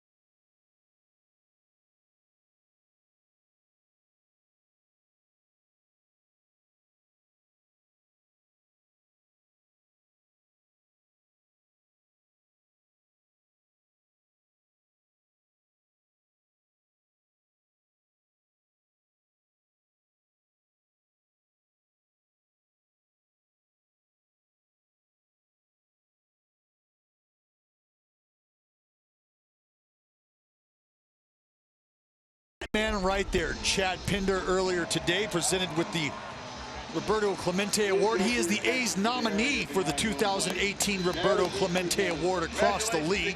Chad Pinder and his fiancee Taylor, they have teamed up with the School of Imagination in Dublin, California, founded back in 2011. The school is committed to bringing out the extraordinary in every child by offering groundbreaking early childhood education programs. And he and his wife, along with teammates that he has enlisted, have made themselves very comfortable and have made and continue to make a huge impact in not only the lives of the children of the School of Imagination, but the parents and everyone else involved. So congratulations indeed to Chad Pinder. Chad Pinder in the on-deck circle as Marcus Semien hits. He's a nice young man, isn't he, Chad Pinder? He's an awesome dude. He really is. Friendly. Well, friendly and, you know, kind of no nonsense. Yeah. Shoot you straight. Something you don't get a lot of these days. Connor Zatzik is the new pitcher. 96 miles an hour. That's a little high, and now it's 2-0. That's right, and it gets higher, Kipe, and I know what you mean, location, but we're talking 96 to 100 out of the right arm of Connor Zatzik. Curveball, slider as well.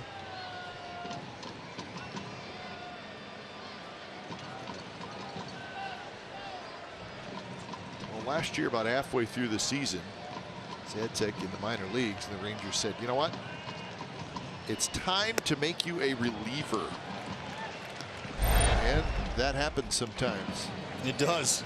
I believe it happened to Lou Trevino. It sure did. I'll tell you what else got redirected. The heater from Marcus Semien did not miss.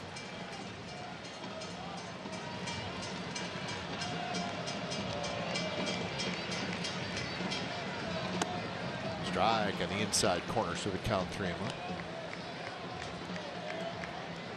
And sometimes you got a lively arm, stuff plays, maybe just struggle commanding the ball over the course of a game.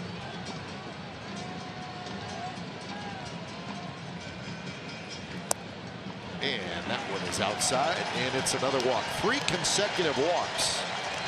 And the A's have the bases loaded with 1 out. Now batting left fielder, number 18, Chad. That'll bring in Elvis Andrews to the mound to have a little talk with Zadzik, explaining to him, hey, keep this ball down. Let us work behind you. Get you that ground ball, and we'll take care of it.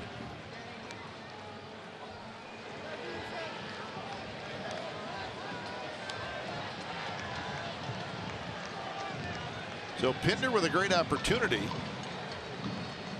He has struggled with these type of situations this year. The bases loaded. And that one sails right over his head. It just missed his bat and somehow went into the glove of Falefa. Well, you can see Pinder close the eyes, vacate, does a good job of bringing the bat with him. And Falefa here, really the only opportunity he has is just stick the glove out, close the eyes, and hope.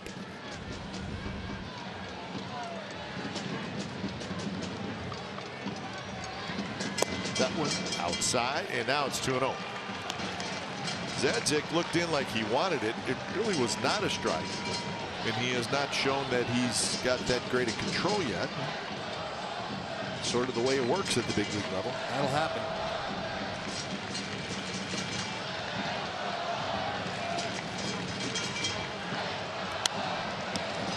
A good swing by Pinder, so he got a fastball to hit, and I think he knows it.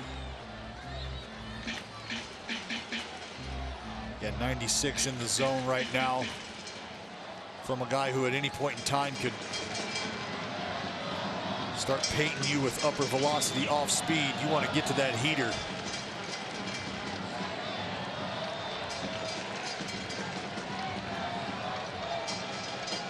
Pinder with a walk.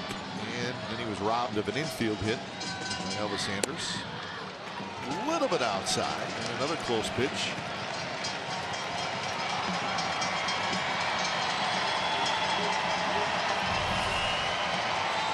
The strike zone disappears the farther up you go, and the farther out you go. Probably why Zadzik didn't get the call here. Nothing but damage on the mind to Chad Pinder, 3-1. Pinder, another good swing. Boy, he got that fastball right out over the plate. Watch this location. It's the one you want. Just tardy.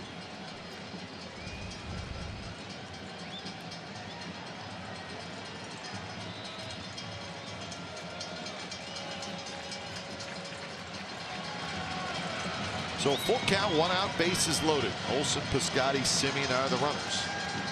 3-2 pitch, high fastball, popped foul again.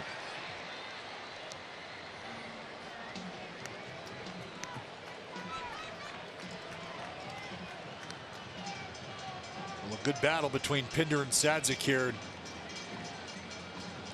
Same premise applies. The Oakland A's grinding out the reliever after getting rid of the Giovanni Gallardo, the starter.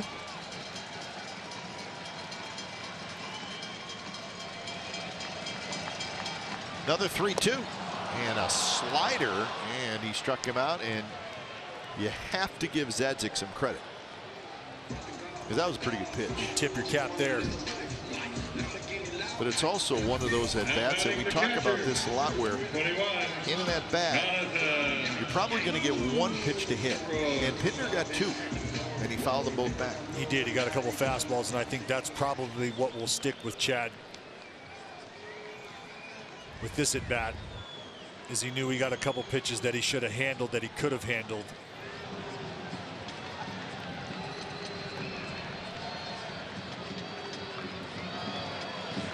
Lucroy takes a strike. So that's the way a hitter looks at it then, Dallas. It's like, is he disappointed he struck out? Yes, but he's going to think about the two fastballs he missed. Absolutely, because he knows that those are the pitches you're looking for if you're looking to get a job done.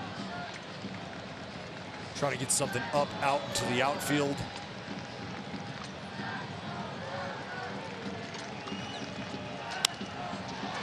Beltre, he's going to go to second, and Odor just got there in time. And the A's do not score. 5 innings in the books from the Coliseum. 5-2 A's lead.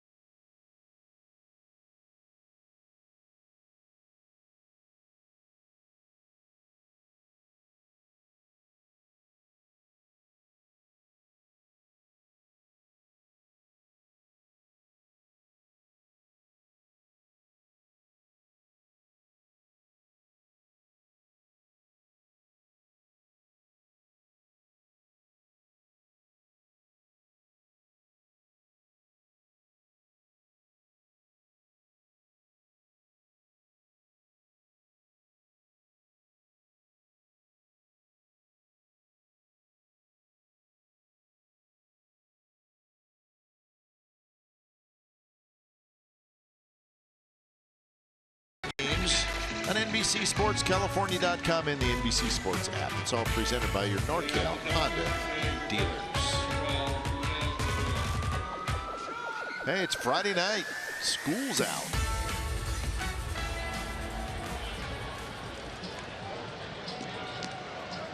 So 5-2 A's lead the Rangers.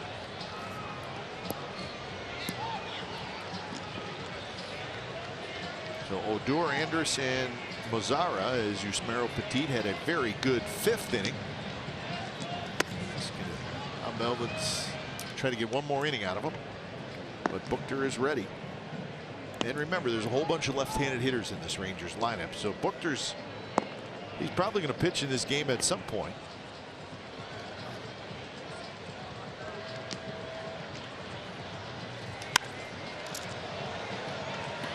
Shallow left. Pinder in. Pinder's got it. So 4 batters faced by Petit, 4 batters retired. And as you start to start to look at things, you talk about Buchter. He could be in line to stare down a potential Joey Gallo-Guzman matchup next time around.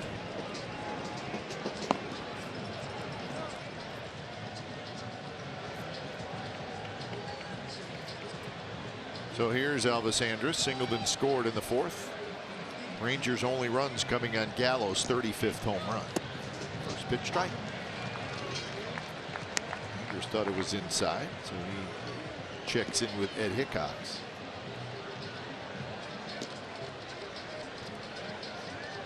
See Elvis say, I'll probably go check that.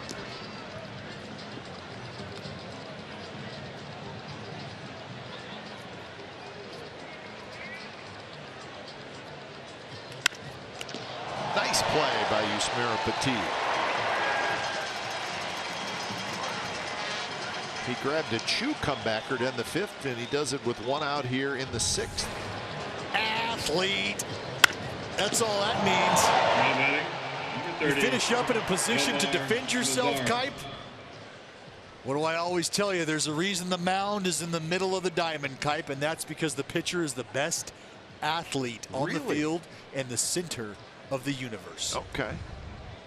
Probably a little biased. Well, they certainly are the center of attention, right? We do our best. We do our best. But on a serious note, especially for a relief pitcher, something you absolutely want to be able to do is defend yourself. Late inning game situations, got to be able to catch and throw the baseball. Popped up. How about this 2 innings of work for Yusmeiro Petit? 6 up, 6 down with a strikeout. Bottom of the 6th coming up. A's 5, Rangers 2.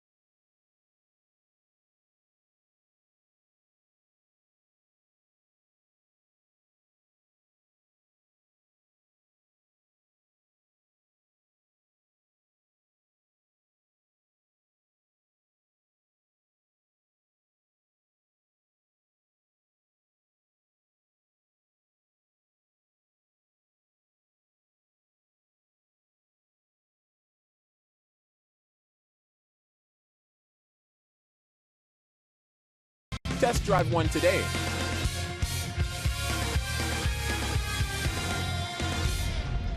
Bottom of the 6th, the A's with a 5-2 lead over the Texas Rangers. The A's know that the first place Astros won tonight. They are also keeping an eye on the Yankees and the Mariners. But all in all, the A's just keep rolling along, trying to get back to the postseason for the first time since 2014. Hey, when it's time for change, think Speedy Oil Change and Auto Service, your trusted oil change tune-up and smog experts. Adrian Sampson. His number's in AAA.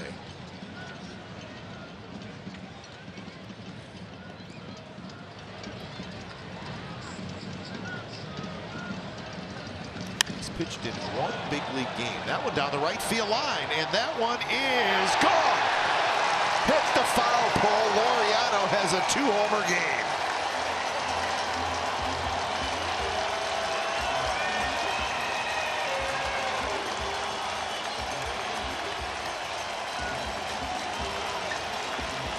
I'm trying to tell somebody, Kipe.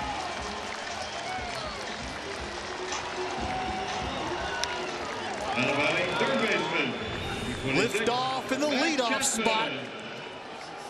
The laser Ramon Laureano delivering the opposite field blow here. Look at that. That's living right. Guzman hustling over, and not quite. So Ramon Laureano off the right field foul pole.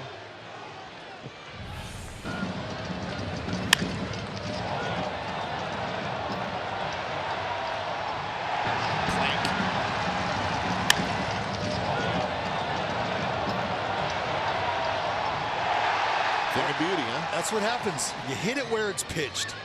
Hit it where it's pitched. Let the ball travel. Let the ball get deep. Sampson unable to put the lean on him.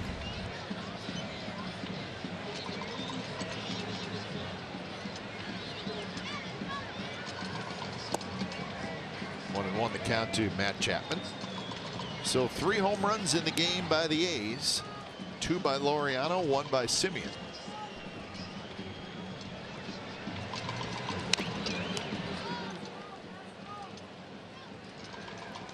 Chapman is 1 for 3 tonight.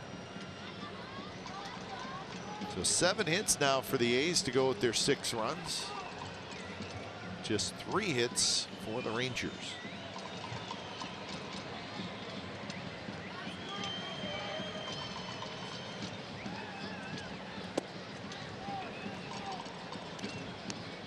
Five home runs this year, 4 against the Rangers. Uh-oh. That ain't good. That ain't good, Kite. They got a guy like that down there already in Oakland. Spread it out. Yeah, Chris Davis beats up on the Rangers on a regular basis. Now Laureano's doing it. Laureano, a huge part of the A's success. And when we talk about guys getting better and taking those next steps, that's a guy you have to think of. Chapman swings at a pitch in the dirt. So 1 away. Get your calculator, Kite. We're going to StatCast here on the homer from Laureano. And the laser, 102 off the bat, 27-degree launch angle, 352 feet away from home plate, up that foul pole.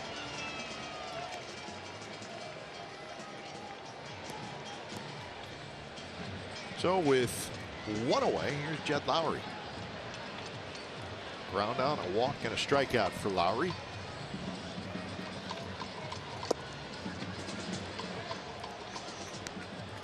Talk a lot about the depth of the A's lineup, and when you say a lineup has depth, it's just the fact that anybody 1 through 9 can do damage. Well, that's the idea. These guys start to show up. Guzman kicks it. Lowry will be aboard. That'll be an A. Guys start to show up in spots you just didn't expect. And what do I mean by that? Well, I go back to the arrival of Nick Martini. As we see here, Guzman just kind of side saddles this and is unable to field it cleanly. That in-between hop off the heel of the big lefty. 100 errors now for the Rangers, tied for most in the American League. We think about Nick Martini showing up and the patience he showed early on in the leadoff spot. A couple big knocks late in some ball games, but just becoming a presence at the top of the lineup. Well, the reason I brought it up, Dallas, is, I mean, you know, tonight, Lowry. Now you just reach base. He's walked. He's 0 for 3. Davis 0 for 3. Olsen 0 for 2. And that's your 3, 4, 5 hitters. Right. They have not done any damage. But the guys at the very top and the guys at the bottom have done damage. And that's length. I think length in a lineup is the most important thing to scoring runs, because you could have a really good 3-4 combination, but they're only going to bat 8 times in a game. each hitter only has 4 or maybe 5 opportunities to do damage. There's only so much one hitter can do. Right. There's only so much 2 hitters can do. We saw it with Trout and Pujols. It was like, oh, those 2 guys are, I mean, right, as good as anybody, Hall of Famer. But the Angels did not have a great offense, even with those 2 guys. And what you don't want to happen is you find yourself as a lineup. Base hit center field. You don't want to find yourself as a lineup that is easily navigable, meaning you pick a guy in that lineup that you just can't let beat you. Well, if you're able to string it together, you're able to put some good at-bats together, you put pressure on that opposing team, and now they feel like, you know, we've got to attack certain spots. We cannot afford to be pitching around folks because there's just no let up here. Yeah, or you get through the 5th spot in the lineup and all of a sudden it gets easy. Well, then you probably don't have a very good offense. You're probably not scoring a lot of runs.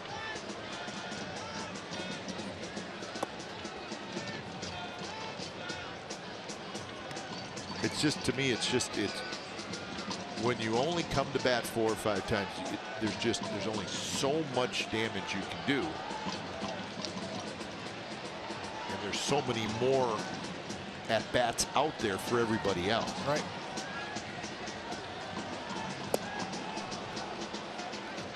Good slider down and in from Sampson.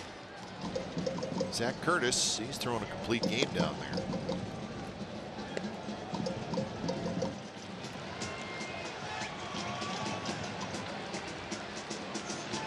1-1 to Olsen. 2 on, 1 out. A run in on Laureano's home run. That's a fair ball. Kicks off Guzman. Rolls into shallow right field. Lowry's going to come in to score. 7-2 the A's lead.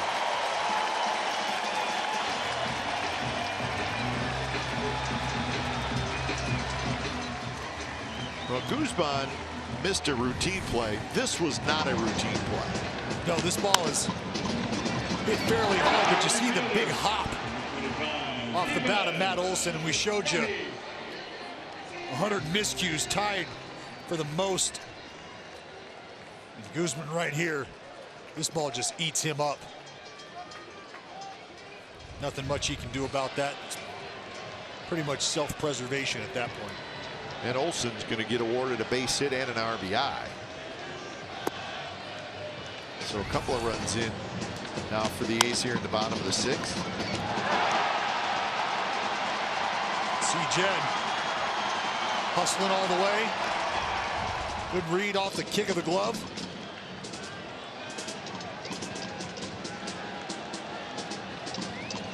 Want to know to Piscotty.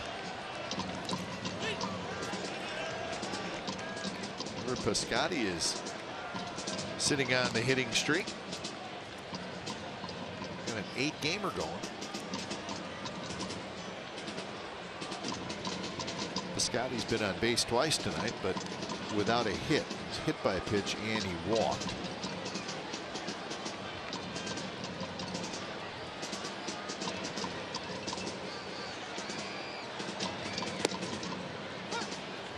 So he takes that one. It's in for a strike.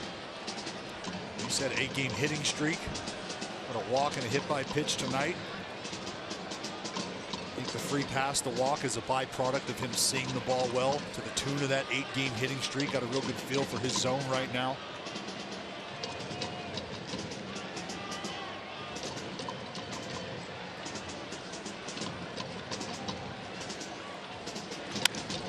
Hit up the middle, and that's a base hit. It's going to be an RBI. The hitting streak will be extended, and it's 8-2. Stay high, Stephen Piscotty.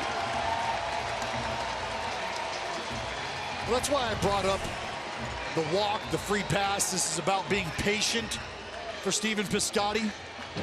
Mentioned him having a good feel right now for the strike zone. Pitches he can handle with authority. It's a heater, middle. Right back up through the box off Sampson. That'll close the book. So Sampson is done. Not a good outing. We'll be back.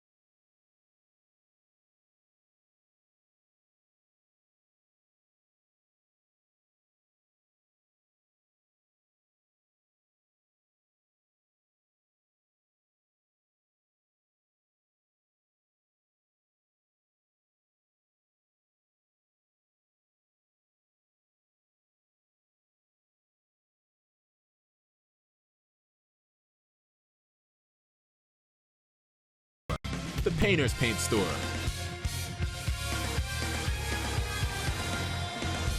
So the A's have scored 3 times here in the bottom of the 6th, and they are still batting. So it's now 8-2. A's over the Rangers. They stole our dance, Kite. They did. Yeah, we were doing that in between innings. No, we were not. Zach Curtis, his first pitch, somehow, someway, did not hit Marcus Semien. Well, I'll tell you, it's good hitting right now. Marcus Semien might just be telling a fib.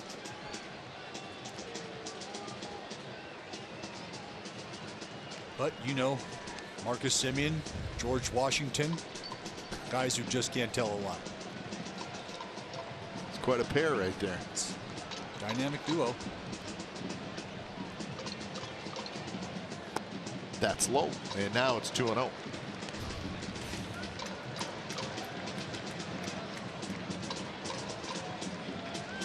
Just the 10th appearance for Zach Curtis. Not a bad run in AAA. 3.18 ERA over 42 games. 3-0. 51 innings, Kipe, 60 strikeouts.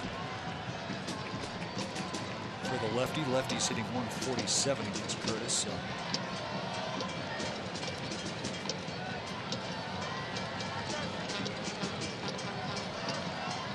Got to come in here. Chad Pinder waits in the on-deck circle. Not close. 4-pitch walk, and the A's have the bases loaded again. Well, 5 months ago, Sean Manaea entered A's history with the 12th no-hitter in club history with his no-no against the Red Sox. On Friday, September 21st, we celebrate that special night with a Sean Manaea bobblehead brought to you by NBC Sports California. Grab your tickets for the special night at athletics.com/tickets. Get them in you soon, folks. Those things are bound to rocket off the shelf. So Pinder steps up. He takes outside.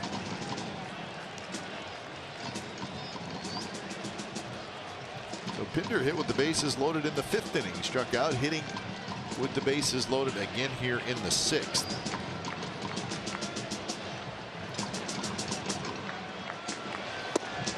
Right on the inside corner.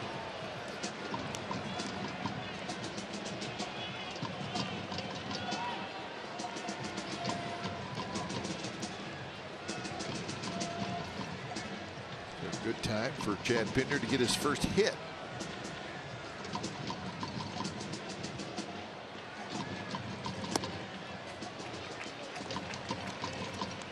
So 7 walks in the game by Rangers pitchers, and it's only the 6th inning.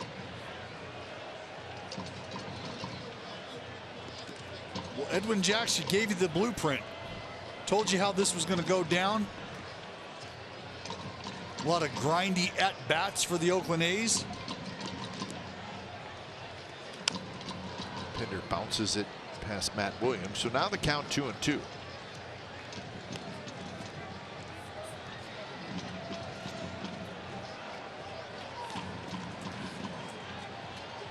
You're going to leave the yard with a souvenir and a memory. Good one.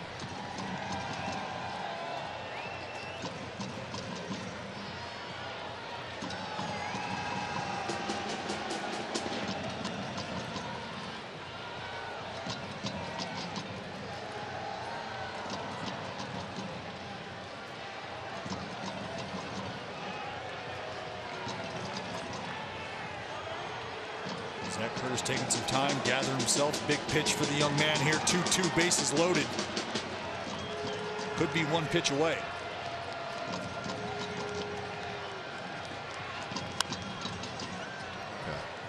Cutter, slider, cutter. Yeah, trying to throw a wrinkle in here against Pinder. Been a little erratic with the fastball.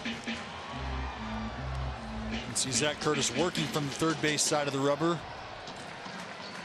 Just slight cross-body action, some arm side run.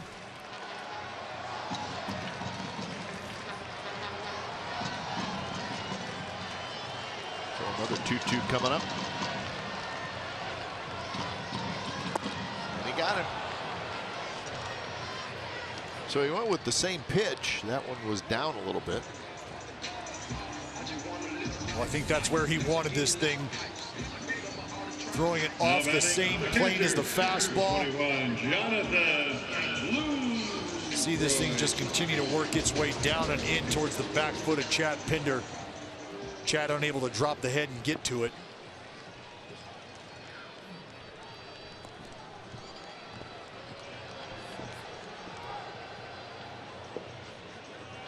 So 2 away. Here's Lucroy. He's had a couple base hits tonight.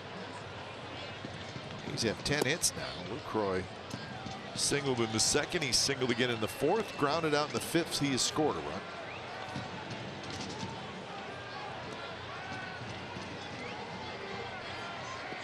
Not a bad go for a guy who got a late start to the season.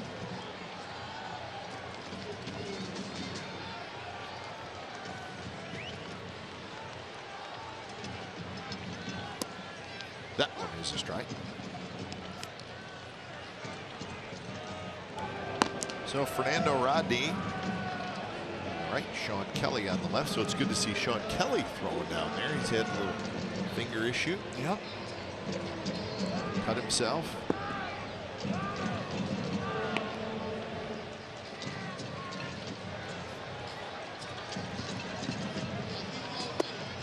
Fastball right on the inside corner.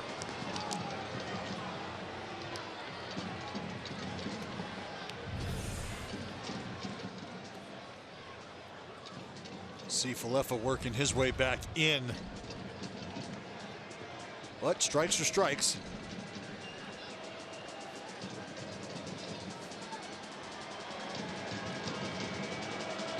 So Lucroy behind in the count. Olson is at third. Piscotty at second. Simeon at first. See Curtis trying to work that backdoor slider to the righty Lucroy.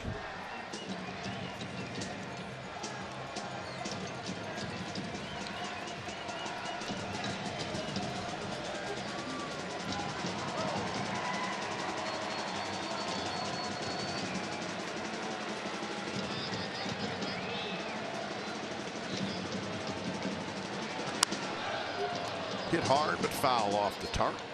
Rolling down toward the A's bullpen. Well, Curtis the lefty trying to work that slider in off the fastball to these right-handed hitters. Had success with Pinder.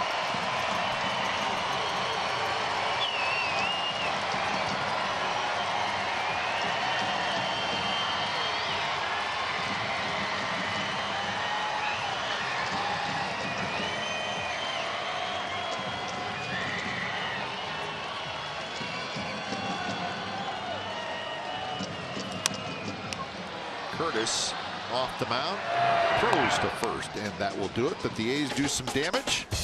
They score 3 times. The first one of the inning, Ramon Laureano off the right field foul pole, his second home run in the game. It's 8-2 A's.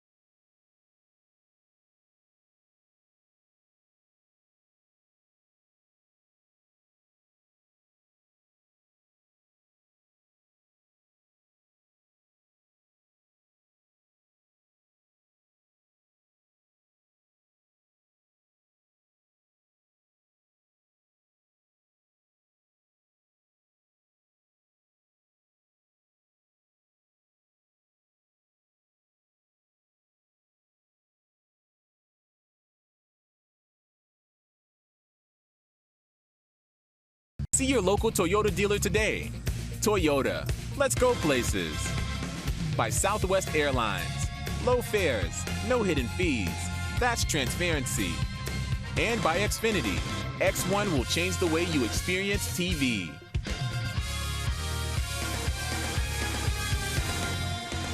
A's leading 8-2.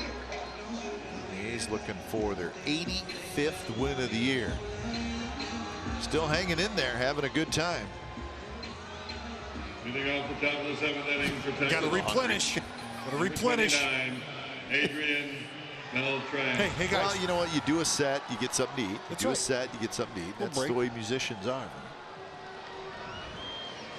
Fernando Rodney comes in. He will face Beltre, Gallo, and Guzman. What a job by Yusmeiro Petit. 2 innings, no hits, no runs, 1 walk. I take that back. No walks and 1 strikeout.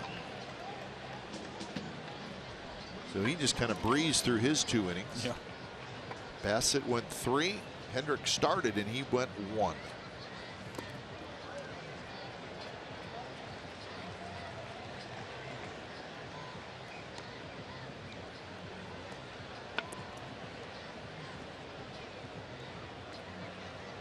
Beltre, a walk and a line out to center field. Beltre with 3,149 career hits. Maybe another one. Pinner's not going to get it. Bounces off the wall. And Beltre will have a double. So make it 3,150 hits. Fastball up, working its way towards the inside. Joey Gallo. Beltre, a guy who likes the ball up, also likes fastballs. He's on second with a leadoff double. 629 career doubles. He's only 2 hits away from, well, actually 3 hits away from passing Paul Wainer for 17th on the all-time hit list. I hope he keeps playing, Adrian Beltre. George Brett is close. I don't know too many people that have as much fun on a baseball field as Adrian Beltre. I think he's definitely good for baseball. It'll be interesting to see if he indeed decides to keep playing.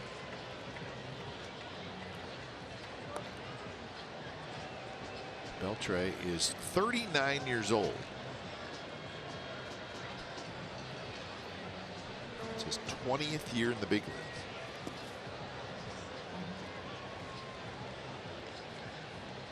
leagues. A youngster with the Dodgers in 1998. That's when he went to the big leagues.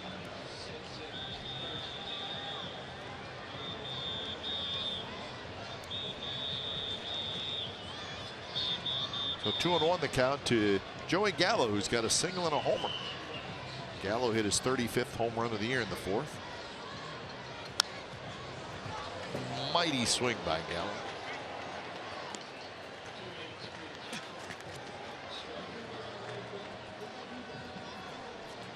Of all the hitters in baseball, I think Joey Gallo has the best home run swing, where he's trying to launch every time. Yeah. And it looks like he's doing it, and he doesn't care if he strikes out. I mean, look at that. Let's go. I'm just going to swing as hard as I can, and I'm a big, strong man. Well, I'll take you back to the 4th inning cut where he did make contact. And to your point, lift off. And you can see Piscotty hanging out at the wall, just waiting for this thing to make its way down. He's the guy in the golf course that gets on the tee box and says, I'm gripping it. That's right. And I'm ripping it. He's the guy at the driving range that pulls the driver out of the bag. First go. Oh, no question. And if no wedge warm up. And if he goes into the trees left, doesn't matter. It's okay. Oh, I got another tee. Good. And I got another ball. Watch this one. 35 homers, 81 RBIs. Well, that's the point. You know, and I think that's why Joey Gallo is such an interesting character and an interesting player on the baseball field.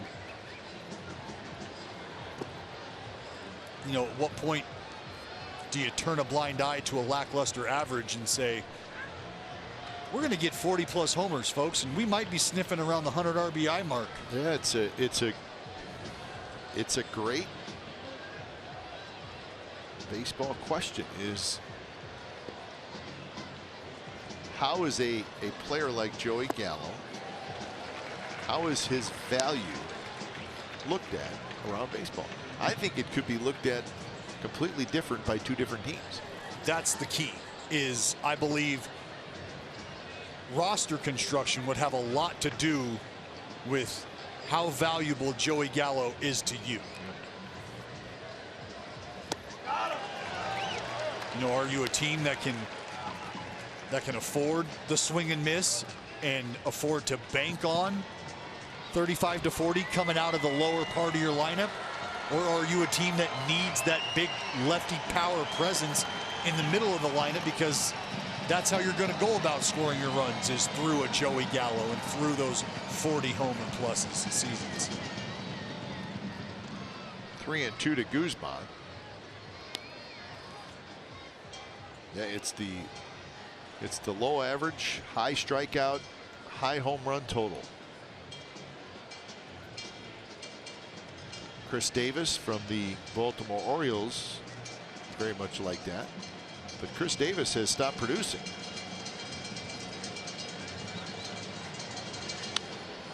That one hit down the right field line, could be trouble, and it is off the very top of the wall. Beltre, he's going to come in to score. Guzman has a double to make it 8-3. So a couple doubles in the inning here against Fernando Rodney. This is a changeup that doesn't get down to the bottom of the zone. Guzman catches this thing out front. Good four-seam rotation off of the four-seam fastball from Rodney. But this pitch just stays up, and that's what gives Guzman the chance and the opportunity to get those arms extended, get around that pitch, and with authority off of 330. I think Bannister might have these umpires take a look at that ball off the field, and that's exactly what they'll do.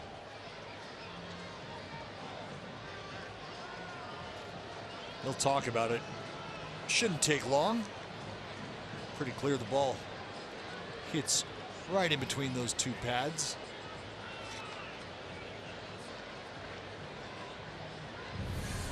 Take a peek here.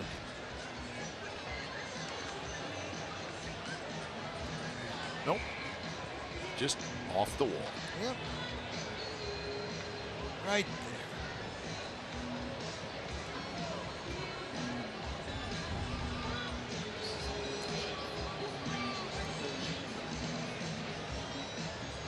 So not a manager review, but a crew chief. So that does not cost Jeff Bannister anything. That was a crew chief review, and the call on the field was confirmed. Stays as an RBI double.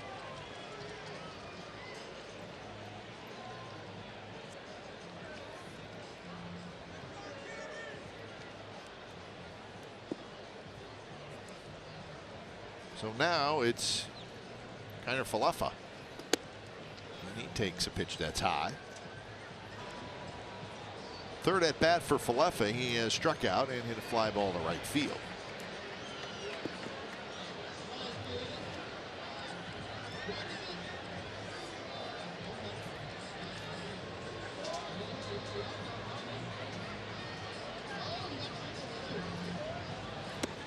Missed again. 2-0.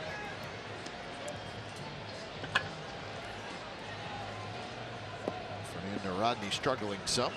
We're just trying to get that fastball back in the zone. He hung that changeup, and that can rattle you.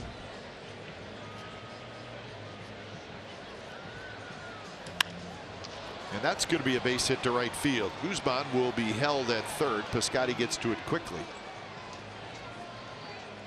So third hit in the inning.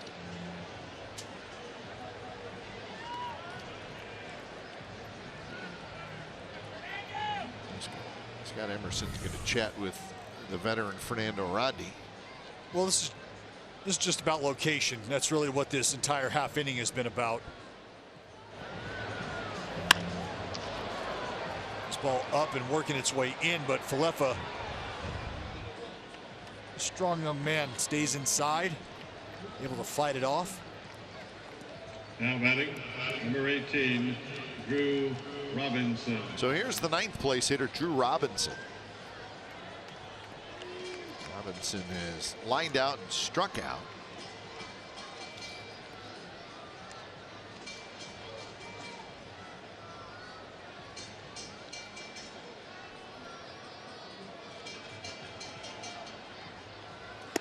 And that first pitch is a strike. So the only out in the inning so far was the Gallo strikeout. He had Guzman down to 2, wasn't able to bury the changeup. Falefa fights off a heater.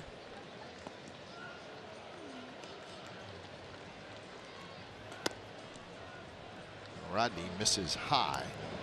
So Buchter's up again. It will not take him long to get ready. Should Drew Robinson find his way to first base, I think that would all but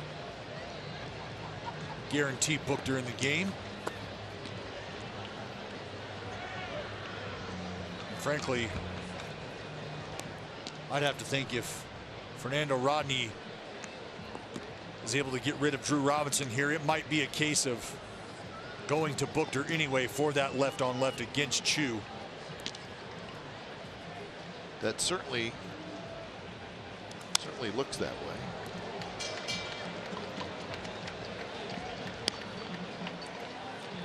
Chu 2-2 the count. Chu Odor back-to-back height. That's what the skipper might be.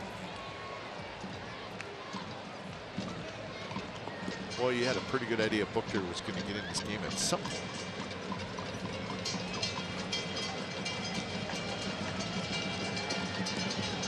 2-2 pitch. Here it is. And Robinson goes around. Robinson, all he needed to do is to put it in play, had a chance to get a run home, couldn't do it. Now batting. Well, touch it with 2, as they say. Just put it in play, make the defense work. Fernando Rodney dials it up to 95 and is able to beat Robinson to a spot inside. So now it's up to Chu.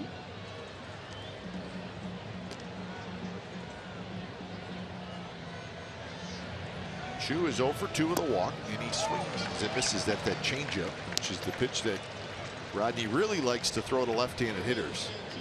Well, you can see why. Located, thrown with effective arm speed. I mean, this pitch has the ability to wipe lefties out. What a play by Lucroy, saved a run.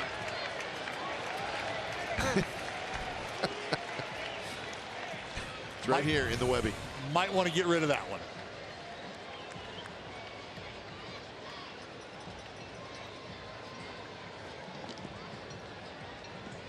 So a great play. Phenomenal effort. 2-1 now to Chu. The lefties are hitting 186 against Fernando Rodney this year. You can see why with that changeup. If he's able to get that fastball over for strikes, that changeup becomes a pitch that they just end up flailing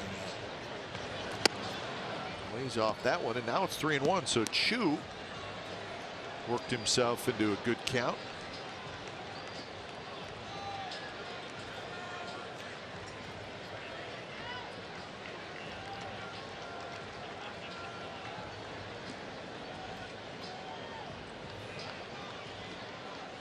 Buchter's ready.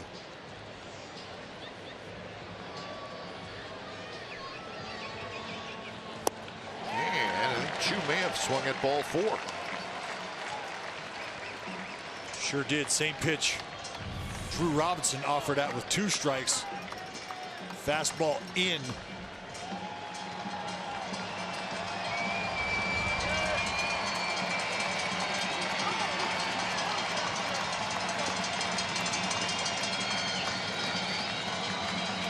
So 3-2, 2 outs. The runner at first is Falefa, so he'll take off. Olsen plays behind him. And Chu takes inside. He walked in.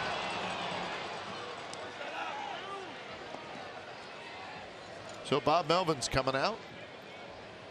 And we got a pitching change. Buchter's coming in to face Odor with the bases loaded.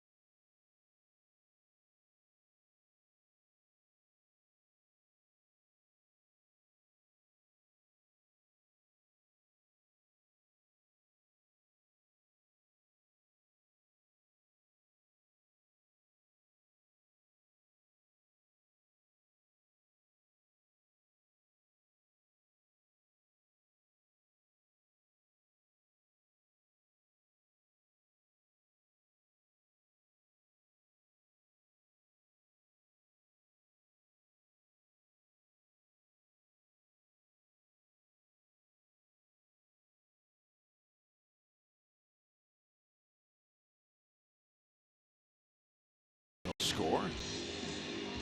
It's good news. Now batting, 12. And it's bad news. Odor. I prefer to look at it from a good news standpoint. I'm always a half full kind of guy. Yep. So the A's with a chance to, like Brody said, stretch it out a little bit more. I just feel like take care of the team that's chasing you first, and then worry about the team that you're chasing after that. Here's Odor, bases loaded, 2 outs. Buchter in.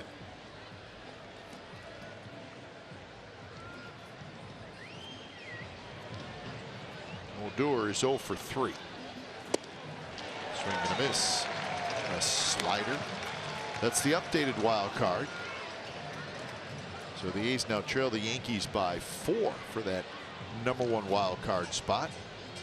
You know the rules. The #1 wild card team hosts the #2 wild card team. And the American League wild card game will be on Wednesday the 3rd.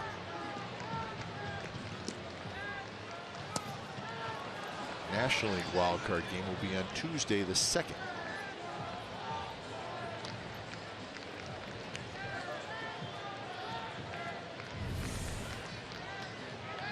See here, Luke goes down.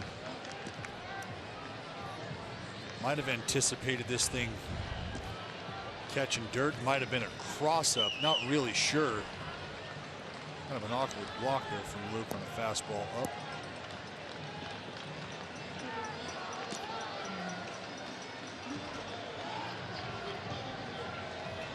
So 1-1 to Odor.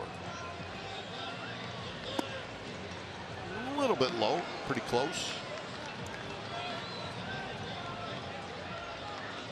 First pitch slider, they get the swing. They try to go back out there with the heater. Just trying to take Odor's line of sight out over the outside part of the plate.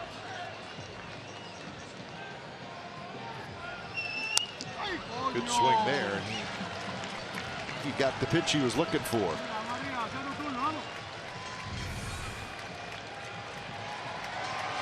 Big leg kick.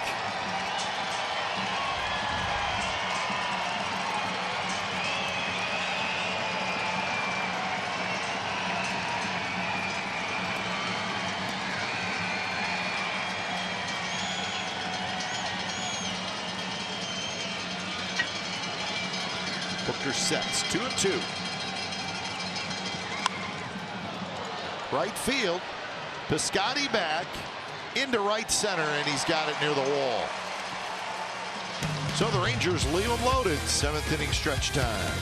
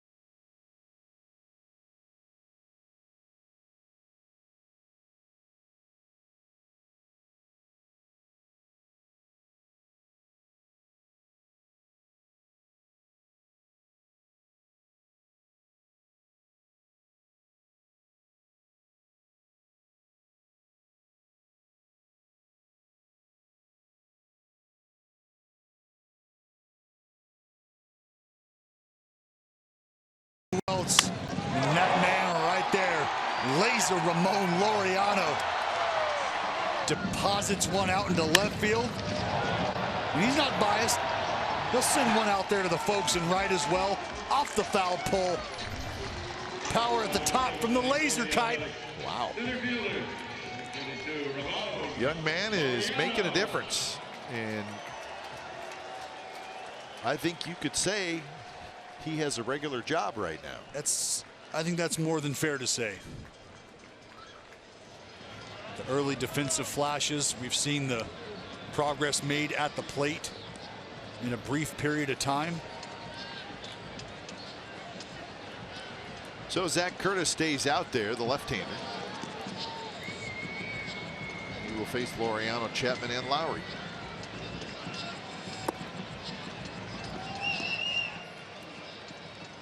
First player in A's history to have 2 multi-homer games within the first 30 games of his career. First player, not Oakland history, A's history. KC, Philly. So that is quite a performance.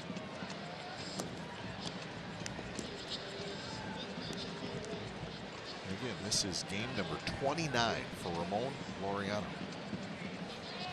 When you just watch a skill set, you just know you're going to see something exciting every night he takes the field. Just tracking a ball down in the alley, making a throw. Oh, I don't know, 321 feet away at 92 miles an hour, all the way from left center, directly on a strike to first base. Just little things like that, Kite.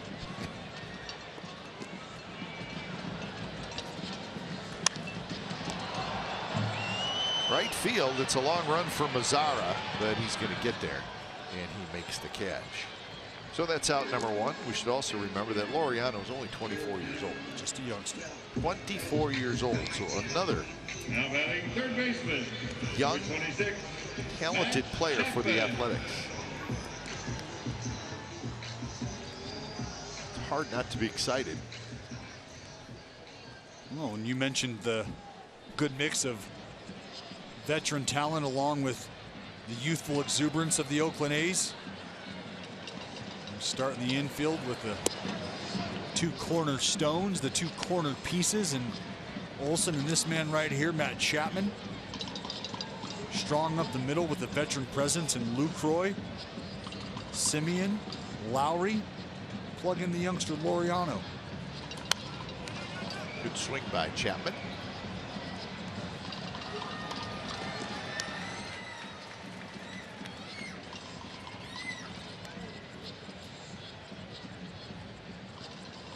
Uh-oh, they're ready. Who were you the day you were in? I was Raleigh Fingers. You were Raleigh, okay.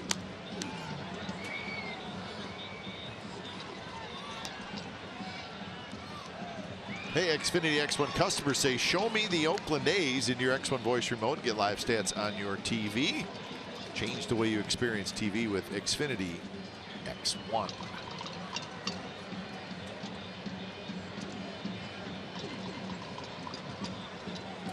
1-2 pitches outside, so 2-2 the count.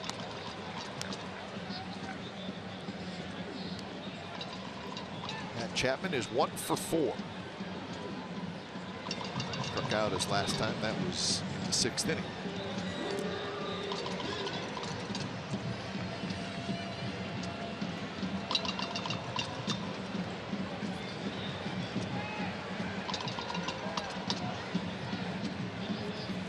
Swing and a miss. So Chapman strikes out for the 3rd time tonight. So 2 outs in the 7th inning.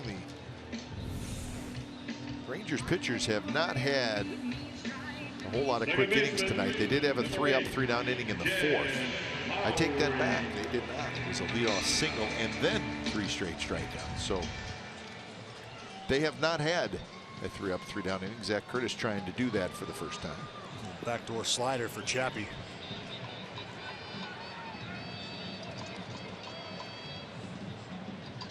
So Lowry hits from the left side for the first time.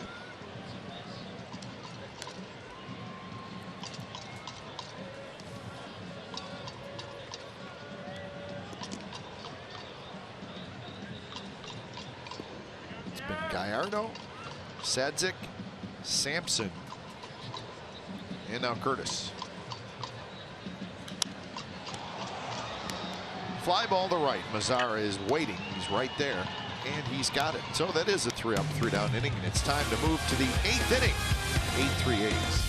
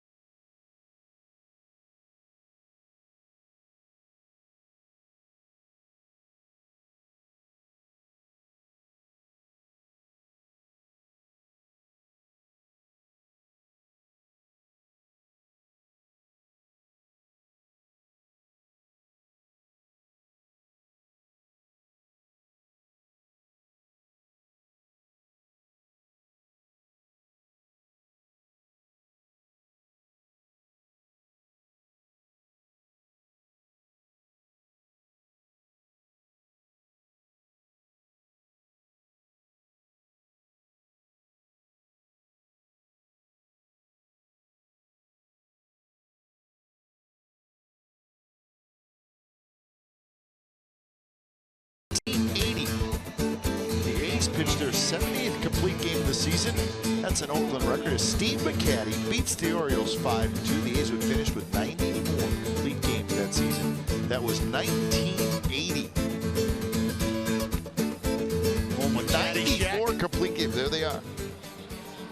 there's your starting rotation, and then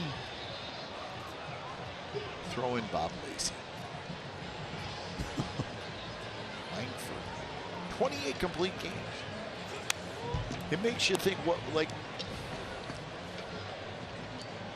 I mean, they had to occasionally, like, be having a bad start, get knocked out, right? But not a lot. No. They had 60 in 1981, and then all of those guys' arms fell off. No, just joking. That's a lot of work. Yeah. Billy ball. Billy ball.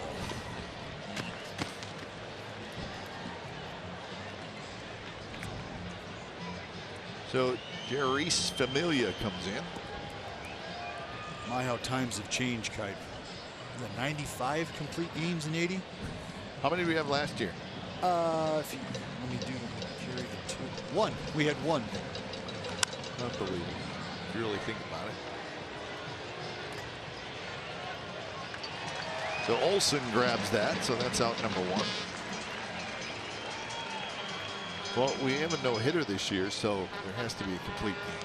I think that might be the only one as well. Number 30, Nomar Mazara. Sean Manaea on the disabled list, and obviously quite a bit of concern whether he will pitch again this year, but the longer he's out and doesn't throw, obviously the possibility grows less and less. I think it's growing less and less each and every day. Yeah.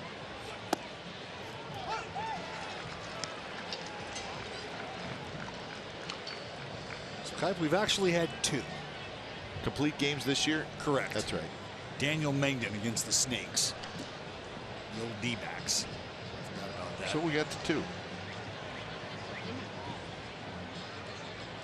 believe that was the month of May.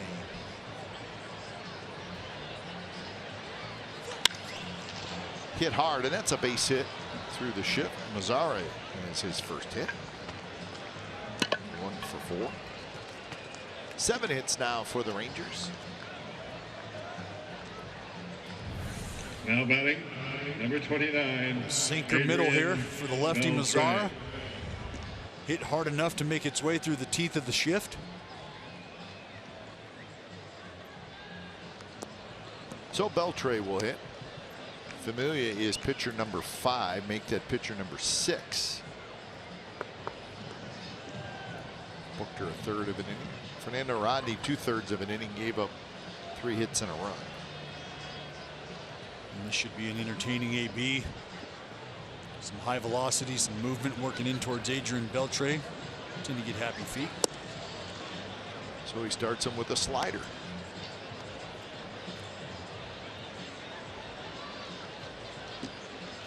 Adrian's never met a fastball he didn't like. Time to ambush late in the ball game, down by 5.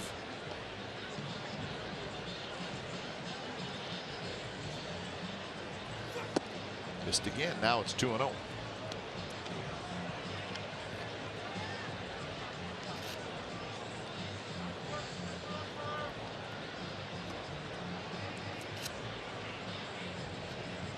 Crowd tonight 15,572.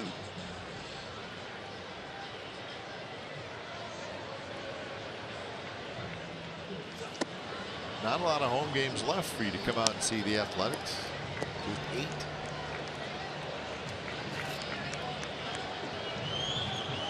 Tomorrow, Sunday, and then that final homestand. 6-game homestand. I'm sure these folks have downloaded their apps. I'm not telling them anything they don't already know. Nope.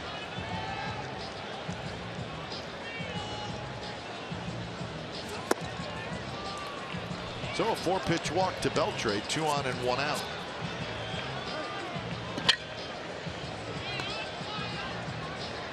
Well, we've seen Rodney struggle tonight, and we're now watching Familia struggle for the second time out in a row. And you do want to get these guys work, but you also want to make sure that they're in positions that they understand we still got to get these outs. I know it might not be the most attractive scenario, but this is an opportunity for these guys to iron out those kinks. For Familia, maybe get the release point back with the breaking ball. He struggled with command with the fastball. And we know how dirty he can be when he's in the zone. It's almost unhittable. First pitch to Gallo. Goes off speed and gets a strike. Gallo a single, a homer, and a strikeout.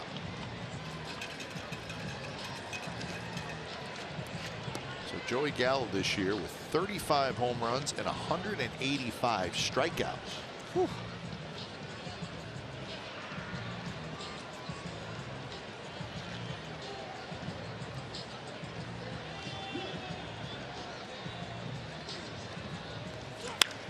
There's a line drive, left field base hit toward the corner. Mazzara scores. Beltre's going to go to third, and Joey Gallo has his third hit, his third RBI, and now it's 8-4. How about that? Joey Gallo with a rocket to left. Now batting. A four-seam fastball up. Not that same sink you're used to seeing on the two-seamer. Gallo just punches this thing down the left field. So 22 doubles to go with the home runs for Gallo, and here's Ronald Guzman.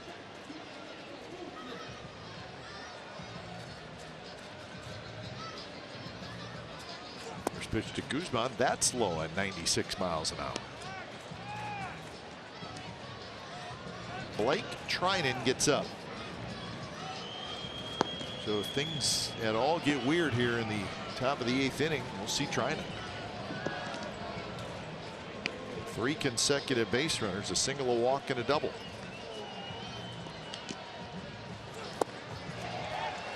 Guzman swings wildly at that one, 1-1. Guzman knocked in a run in the 7th with a double. Hit it right off the top of the wall down the line.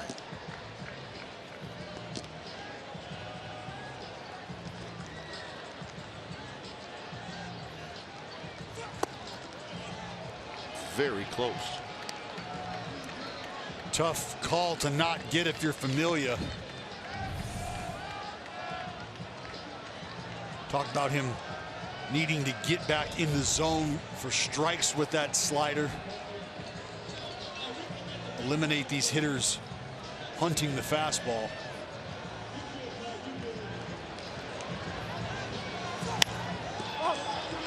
Chapman through the coach's box. He's got it. Good pitch by Familia as he really locked up Guzman. Big, tall hitter like that. Yep. Probably likes the ball out over the plate. I think you're right, and you can see big, tall. He likes to create leverage, pitches down in the zone, probably more to his liking. Familia forces him to make a decision, attacking the hands. Correction on the batter. So here is Jurickson Profar, who's going to pinch hit for Falefa. Number 19, Jurickson Profar. Profar has played a lot lately, not in the lineup tonight. 15 homers, 69 RBIs, 32 doubles and 6 triples. So pretty darn good season for Jurickson Profar.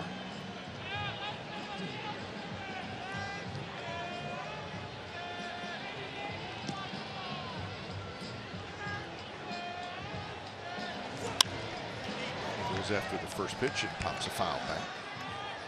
I wonder if the Rangers will do something in the offseason to open up a spot for Profar to play regularly. Well, he's no doubt a part of their future. I would have to believe so. And I guess where I'm going is, would you entertain trade offers for Elvis Andrus? O'Dour? You have to have Taker as well. Sure. And I think the former as opposed to the latter. Lowry leaps up and grabs it. So a line shot into the glove of Lowry. And when it's all said and done, the Rangers get just the one on Gallo's double. So bottom of the 8th coming up 8-4.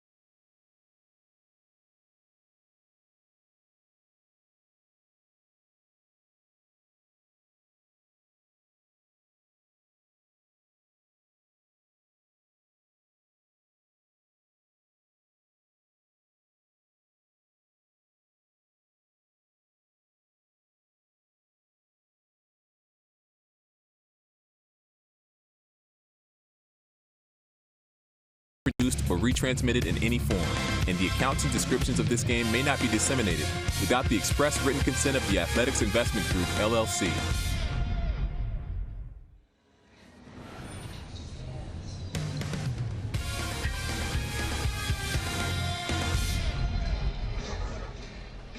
All right, here's our game summary brought to you by your local Toyota dealer. 4-8-1 for the Rangers, 8-10-0 for the Athletics. Gallardo got knocked out in the 5th. Chris Bassett came in the 2nd inning. Hendricks started. Bassett went 3 innings. 2 home runs tonight for Ramon Laureano. Also Marcus Semien with a home run. So the A's have hit 3 long balls. They lead it 8-4. And it is the bottom of the 8th inning. Pitching change. Big left-hander C.D. Pelham comes in. Making just his 2nd appearance. Got knocked around in his 1st appearance.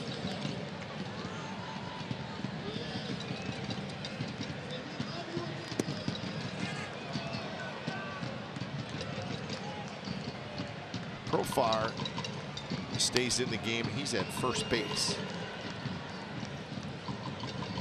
Robinson Chirinos is your new catcher.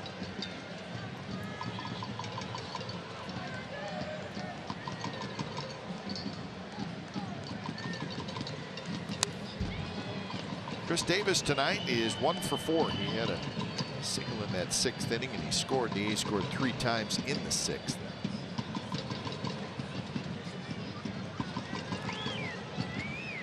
C.D. Pelham got a quick arm, 94-98 from the left side. That one hit well left center field. Robinson hustling back. Robinson, a couple steps in front of the wall, makes the catch.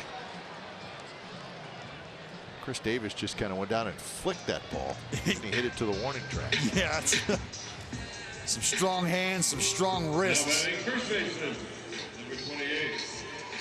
This is a breaking ball down. Slightly away, you can see KD backside vacated just a touch, all upper body.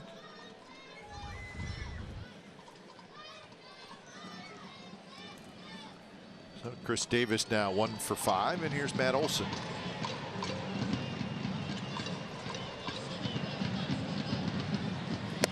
Matt Olson takes a fastball at 98 miles an hour, and it's inside.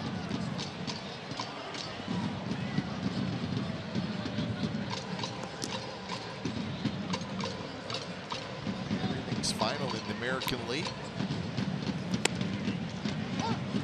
Dodgers won that game in Colorado that we briefly talked about. brings it down to a half-game lead. Rockies with a half-game lead over the Dodgers.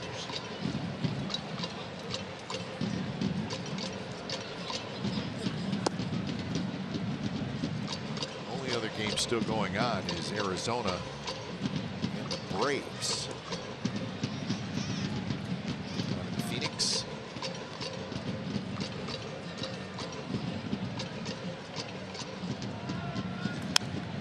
Good swing by Matt Olson. Olson tonight, fly ball to center in the second, a ground out in the third, a walk in the fifth, RBI single in the sixth.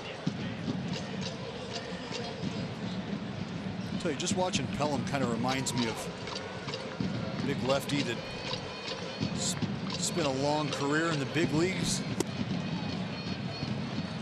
Darren Oliver. You got it, Kipe. Well, there's only one way to get the first crack at 2018 postseason tickets, fans, and that's to become a member of A's Access. That's right. A's Access, you get general admission access to every single 2019 regular season home game, a plan of reserved seat tickets, and significant benefits. Plus, A's Access comes with 50% off concessions, 25% off merchandise, and awesome parking benefits for the rest of the regular season. Learn more at athletics.com/2019 today. A's Access, every game. So 2 away. Here's Piscotty, his fifth at bat. Another productive game for Stephen Piscotty. He's been on base 3 times, hit by a pitch, a walk, an RBI single to extend his hitting streak to 9 games, right? Yep, 9 games, counting today. He has scored a run and he has knocked in a run. Beltre has this one. The throw a little wide, but the tag put on, and that is a 3-up, 3-down inning. 9th inning coming up, Trinan coming in.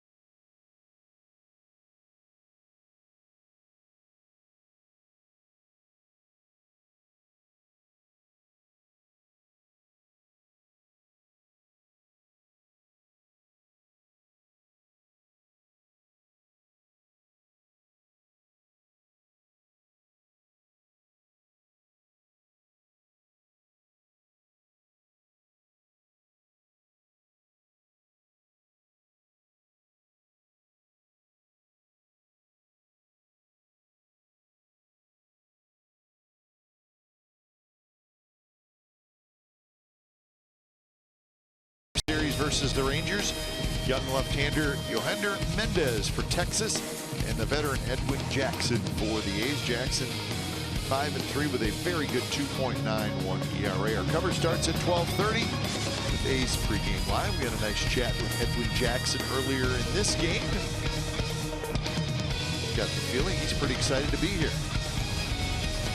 Yeah, I think he's got a good idea of what's in store. Blake Trinan, well, that's what's in store for the Rangers.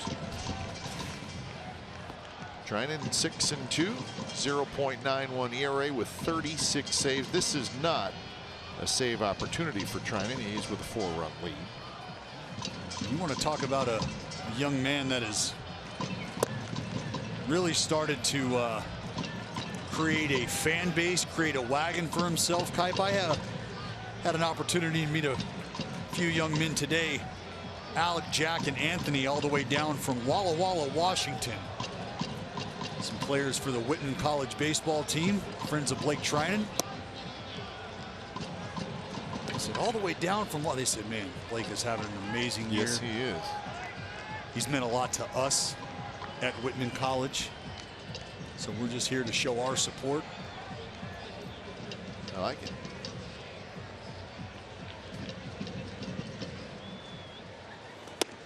Well, it's not uncommon now, and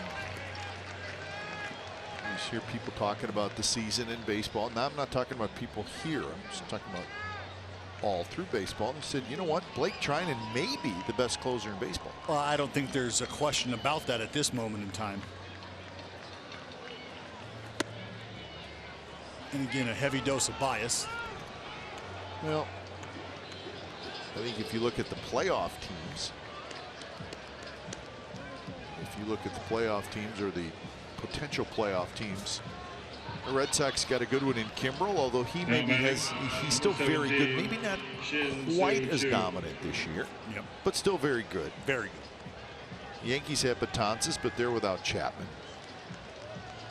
The Indians still have Cody Allen, who's very good. Andrew Miller is on the disabled list right now.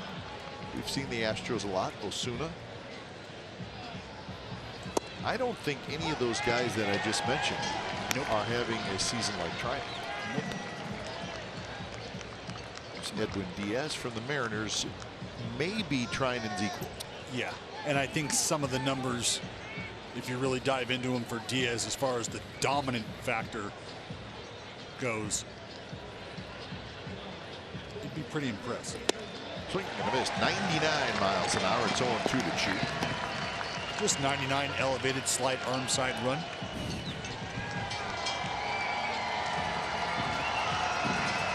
No biggie.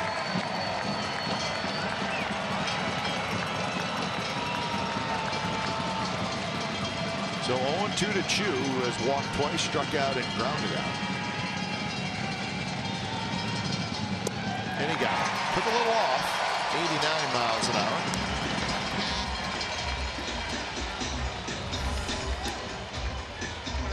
There you go. There's that curveball at 89. You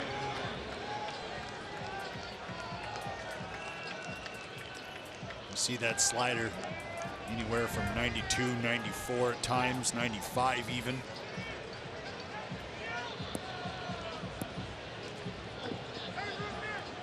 So here's Odor, who is 0 for 4.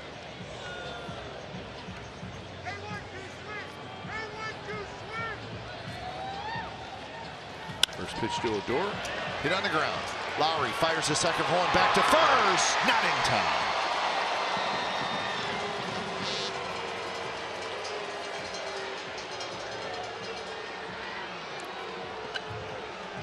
Well, great effort by Jed and Marcus Simeon here.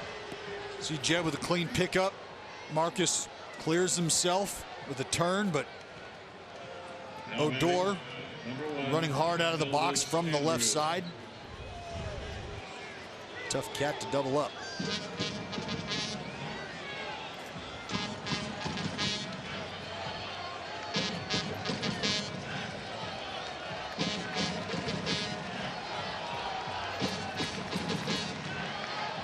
So 2 outs for Elvis Andrus. Andrus 1 for 4 with a base hit in the 4th inning. The first pitch sinks a little bit low.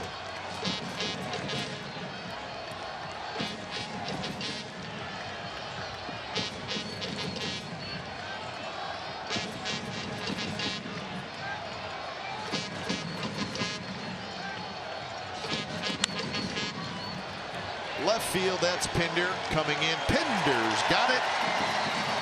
And that's the ball game. So the A's rolling along. The homestand's now 5-2 with 2 to play. And here's the updated Weston wild card. The A's remain 3.5 back of the Astros, but they now have a 6.5 game lead over the Seattle Mariners for that second wild card spot. That's a 6.5 game lead with 20 to play for a postseason spot. So all good tonight in game 1 of this 3-game series. 3 hours and 17 minutes was your time of game, and it was played in front of 15,572 fans on a beautiful Friday night. Final score from the Coliseum: the Athletics 8 and the Texas Rangers 4. Time now for Brody Brazil and A's post-game live. Let's head out to the Treehouse.